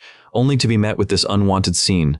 Left with no better option, he decides to remain indoors for a while. Turning away from the window, he convinces himself that staying home isn't so bad, since he has no other plans anyway. Just then, his phone begins to ring. On the line is none other than Kim Ji-hai from the player management department. She informs him that they are planning to award him a plaque in recognition of clearing the rift. Shin, however, feels that it is far too much, first being given the title of hero, and now this plaque. In his view, such honors are meaningless when compared to the impending catastrophe the world is bound to face. Clearing a single rift is insignificant, and so he firmly declines the offer. Not expecting his refusal, Ji-hai quickly urges him to at least accept a dungeon priority card on their behalf, but the moment she mentions the Silent Ground dungeon, a chill runs down his spine. Even so, Shin takes it as another opportunity, another chance to save someone. His mind drifts back to a companion of his past, a man deeply devoted to his younger sister, who was ultimately lost when she attempted to conquer the Silent Dungeon. And now, in this present timeline, Shin stands ready to step into that very dungeon. At long last, our boy abandons his old car and purchases a modern one. He thoroughly enjoys the new, refreshing sensation of driving it as he heads for the dungeon. Originally, his plan had been to spend his money exclusively on artifacts. Yet, after suffering the embarrassment of being mocked openly while using public transport, he decides that owning his own car is the wiser choice. While driving, he receives a call from Ji-hai. She informs him that the Silent Dungeon raid will be opening today. He responds calmly, assuring her that he remembers, and mentions that he is already on his way. Ji-hai reassures him that other staff members will be stationed there to guide him, since it isn't part of her duty to handle that role. As he listens, his mind drifts back to the week of training he has endured since returning from the rift, tirelessly sharpening his abilities. Now, with his thirst for real combat burning within him, he is eager to test his power in an authentic battle. Suddenly, the traffic grinds to a complete halt. He frowns in confusion, realizing that this isn't even peak rush hour. A flash of unease strikes him, worrying that a rift may have opened nearby. But then his eyes widen in recognition when he spots none other than Gyeong-soo standing right in front of the dungeon. At the entrance, a massive crowd of female fans swarms eagerly around Gyeong-soo. A reporter steps forward, asking him what he thinks about having such overwhelming popularity. Gyeong-soo coolly replies that it is his honor. Dissatisfied with his brief answer, the reporter presses further, asking about his strategy for the upcoming dungeon. His reply is just as blunt as before. He calmly states that, as always, his plan is simply to cut down monsters. That simple yet confident declaration leaves the reporter completely enthralled. Then the cameraman nudges her, directing her gaze toward Shin. From his car, Shin peers out, assessing the situation carefully, but he instantly regrets letting himself be seen. Meanwhile, the reporters are already weaving flashy headlines in their minds. The moment Shin steps out of his car, he is immediately surrounded by a horde of reporters. They bombard him with endless questions, some asking if he intends to challenge Gyeong-soo. But when his eyes finally meet Gyeong-soo's, he can't help but wonder whether the man is provoking him. Or perhaps that subtle grin carries an entirely different meaning. Whatever the case may be, Shin, locking eyes with Gyeong-soo, quietly admits to himself where his own limits lie and hardens his resolve to become even stronger. On the other side, Gyeong-soo prepares to enter the dungeon with his subordinate. Casting a glance at Shin, he recognizes that this man is no ordinary individual, for unlike everyone else who gaze upon him with admiration, Shin views him instead as a rival he must one day surpass. Gyeong-soo softly repeats Shin's name under his breath, acknowledging that their paths are destined to intersect again. Shin steps out fully from his car, his mind lingering on how vast the gap between himself and Gyeong-soo truly is. Yet rather than feeling discouraged, he feels ignited. The existence of such a high goal excites him deeply, making everything far more thrilling. No matter what, he is determined to reach Gyungsu's level of power, and to do so as quickly as possible. Suddenly, his focus is broken by the sound of players grumbling nearby. They protest angrily about being barred from entering the dungeon despite it being their turn, accusing Shin of receiving special treatment simply because of his rising fame. One girl in particular raises her voice, accusing him of being indecent. But when Shin lays eyes on her, relief sweeps over him, for she is the very sister of his companion, the one he has longed to save. Even though he cannot recall the exact moment of her disappearance, he is still taken aback by the drastic contrast in personality between the siblings. At last, he decides it is necessary to answer her, speaking with calm yet firm words. He tells her bluntly that she has no right to scold him, as he only came because the association itself permitted him to. With that, he dismisses her and strides forward, which only enrages her further. She erupts into tantrums and flings empty threats his way, leaving him to briefly wonder if perhaps he should have just stayed home. But as soon as he steps inside the dungeon, a foul, putrid stench assaults his nose. It irritates him instantly, though he knows it is inevitable, for the dungeon crawls with undead monsters. Just then, the corpse of one monster suddenly springs up and lunges toward him. Caught off guard, he is struck by the ambush and finds himself unable to activate any skills for half a second. The result of a silence debuff triggered by the monster's touch. He can hardly believe that such an effect could be applied with just a mere graze. Without delay, he steadies himself, recovers swiftly, and slices the ghoul down in a single, decisive strike. Gazing now upon the swarming horde of undead, he realizes he must avoid every single blow if he wishes to keep his skills active. But what these creatures fail to understand is that our boy has already perfected this evasive fishing-style combat, and he trusts it completely. Meanwhile, over in the strategy room of Scout Team 4 within the player association, Shin becomes the central topic of discussion. His image appears on the big screen as the presenter announces that he will be their next major project to analyze. The elder in charge beams with satisfaction at the strong impression Shin made, especially when he managed to stand out even in front of someone like Gyungsu. At the same time, the team leader of Scout Team 4, An Ik-woon, recalls how he has already heard endless praise about Shin from the Lee brothers, considering the fact that Shin only awakened not so long ago. His deputy, Min Jae, remarks that our hero has indeed become rather famous as of late. An agrees, acknowledging that his progress is extraordinary, though he still doubts whether Shin can yet be compared to prodigies like Terry and Gyungsu. Min Jae initially concurs, but while reviewing Shin's profile, he admits the data reflects great potential, especially after the Cobalt Rift. Still, he insists that unless they fully grasp the dangers Shin endured there, they cannot properly measure his true accomplishments. His statement is immediately challenged by Lee Gahi, the strategist of the team, who is notorious for contradicting nearly everything Min Jae claims. Rising from her seat, she apologizes politely for interrupting the deputy, but she explains that she has personally been observing Shin for some time now. She proceeds to present her findings from her quiet surveillance, recommending that everyone review the data she has compiled. Switching the slide, she displays Shin's growth curve. The difference is staggering, and her analysis concludes firmly that Shin is far from any ordinary player. To reinforce her conclusions, she even sought out all of Shin's companions from his dungeon and gate raids for interviews. Her first interview was with Yoon, whom she asked if he ever noticed anything unusual about Shin. After pondering for a moment, Yoon replied with a joking remark that Shin himself is unusual in general. Gahi clarified, asking specifically about his battlefield presence and abilities. To that, Yoon admitted honestly that Shin excels remarkably when it comes to using stun-based skills. But what sets him apart most of all, Yoon added, is his innate combat intuition. She then posed the same question to Juhee and Taesuk regarding Shin's sense of battle. Both agreed without hesitation that Shin is truly remarkable, but Gahi pressed them further, asking whether they meant remarkable only in comparison to ordinary players. Taesuk admitted he couldn't put it into perfect words. Yet, to him, watching Shin fight feels like watching a seasoned veteran with years upon years of combat experience. Urged by Gahi to explain further, Taesuk elaborated that it seems as though Shin instinctively knows what his enemy's next move will be, countering it with flawless precision. Unlike most players, he never leaves behind a single opening. Gahi nodded in agreement, noting that such seamless skill usually comes only after years of experience, since mistakes are otherwise unavoidable. But Taesuk added that Shin's case is exceptional. His body is so thoroughly honed that it reacts on instinct, moving even before his mind has fully processed the situation. Taesuk agrees, noting that this ability enables Shin to counter any enemy assault, regardless of how dire the situation may seem. Bringing the discussion back to the present, Gahi concludes before her team that Shin is unique because he possesses an instinct bordering on foresight. On top of that, his combat prowess already rivals that of a ranked player. With this analysis, she asserts confidently that Shin carries the potential to one day ascend to S rank. Meanwhile, as Gahi delivers her findings, our boy is in the dungeon, already worn out from mowing down endless waves of monsters. At the same time, Minjae rejects Gahi's analysis outright, arguing that attaining S rank is no trivial matter. Gahi calmly retorts that she is fully aware of that, but Minjae grows furious nonetheless, dismissing her assessment of Shin's foresight-like instinct as nonsense. To drive his point, he argues that if anything, Shin has shown signs of regression. This unexpected claim leaves Gahi momentarily shaken, forcing her to consider the possibility. But before Minjae can press his argument, An interjects, scolding Gahi for acting childish by arguing every meeting.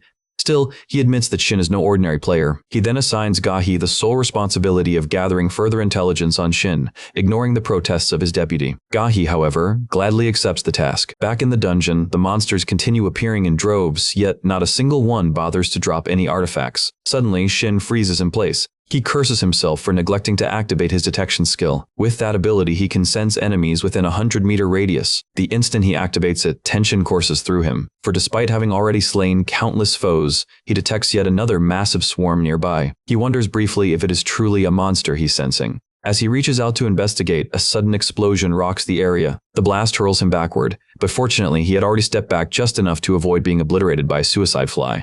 Seeing so many of them together, Shin immediately realizes they are under the command of mage-class monsters lurking nearby. He steels himself, knowing he must be careful, especially now that more suicide flies are swarming around him. Keeping his distance, he braces as a barrage of explosions erupts. They are triggered by 3 skeletal mages that have spotted him from afar. Meanwhile, back in the strategy room, Minjae questions whether Gahi has uncovered anything beyond Shin's sharp combat sense, perhaps clues about his mysterious titles. He expresses doubt that Shin's way of obtaining such titles is anything ordinary. Inside the dungeon, Shin forms a protective shield to withstand the relentless suicide fly detonations.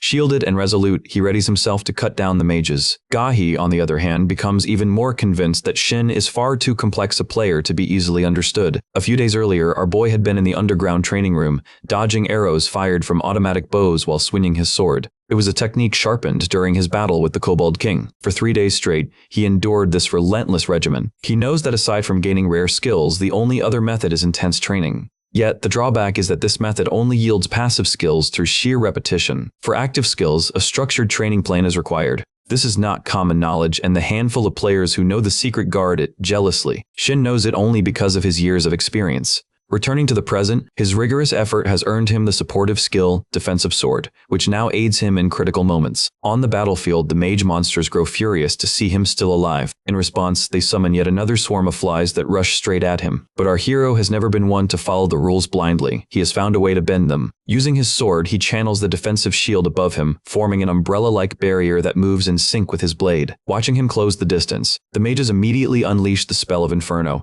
A torrent of hellfire and fireballs rains down upon him. In response, Shin activates Knockback Burst through his sword, shattering the skeletal mages into pieces. But just then, the dungeon's middle boss, the Death Knight, fixes its malevolent gaze on him. After vanquishing the mages, Shin secures a rare purple magic stone. Elation fills him at the sight of a reward worth 100 million won proof of his survival through this grueling raid. He decides he will carry the stone with him after clearing the dungeon. His focus now shifts to reaching the dungeon's core, keeping his detection skill active. Instantly, he senses the aura of a monster nearby, without a doubt the Death Knight. To his shock, all the multiple presences he had sensed earlier suddenly vanish. All that remains is this one monster.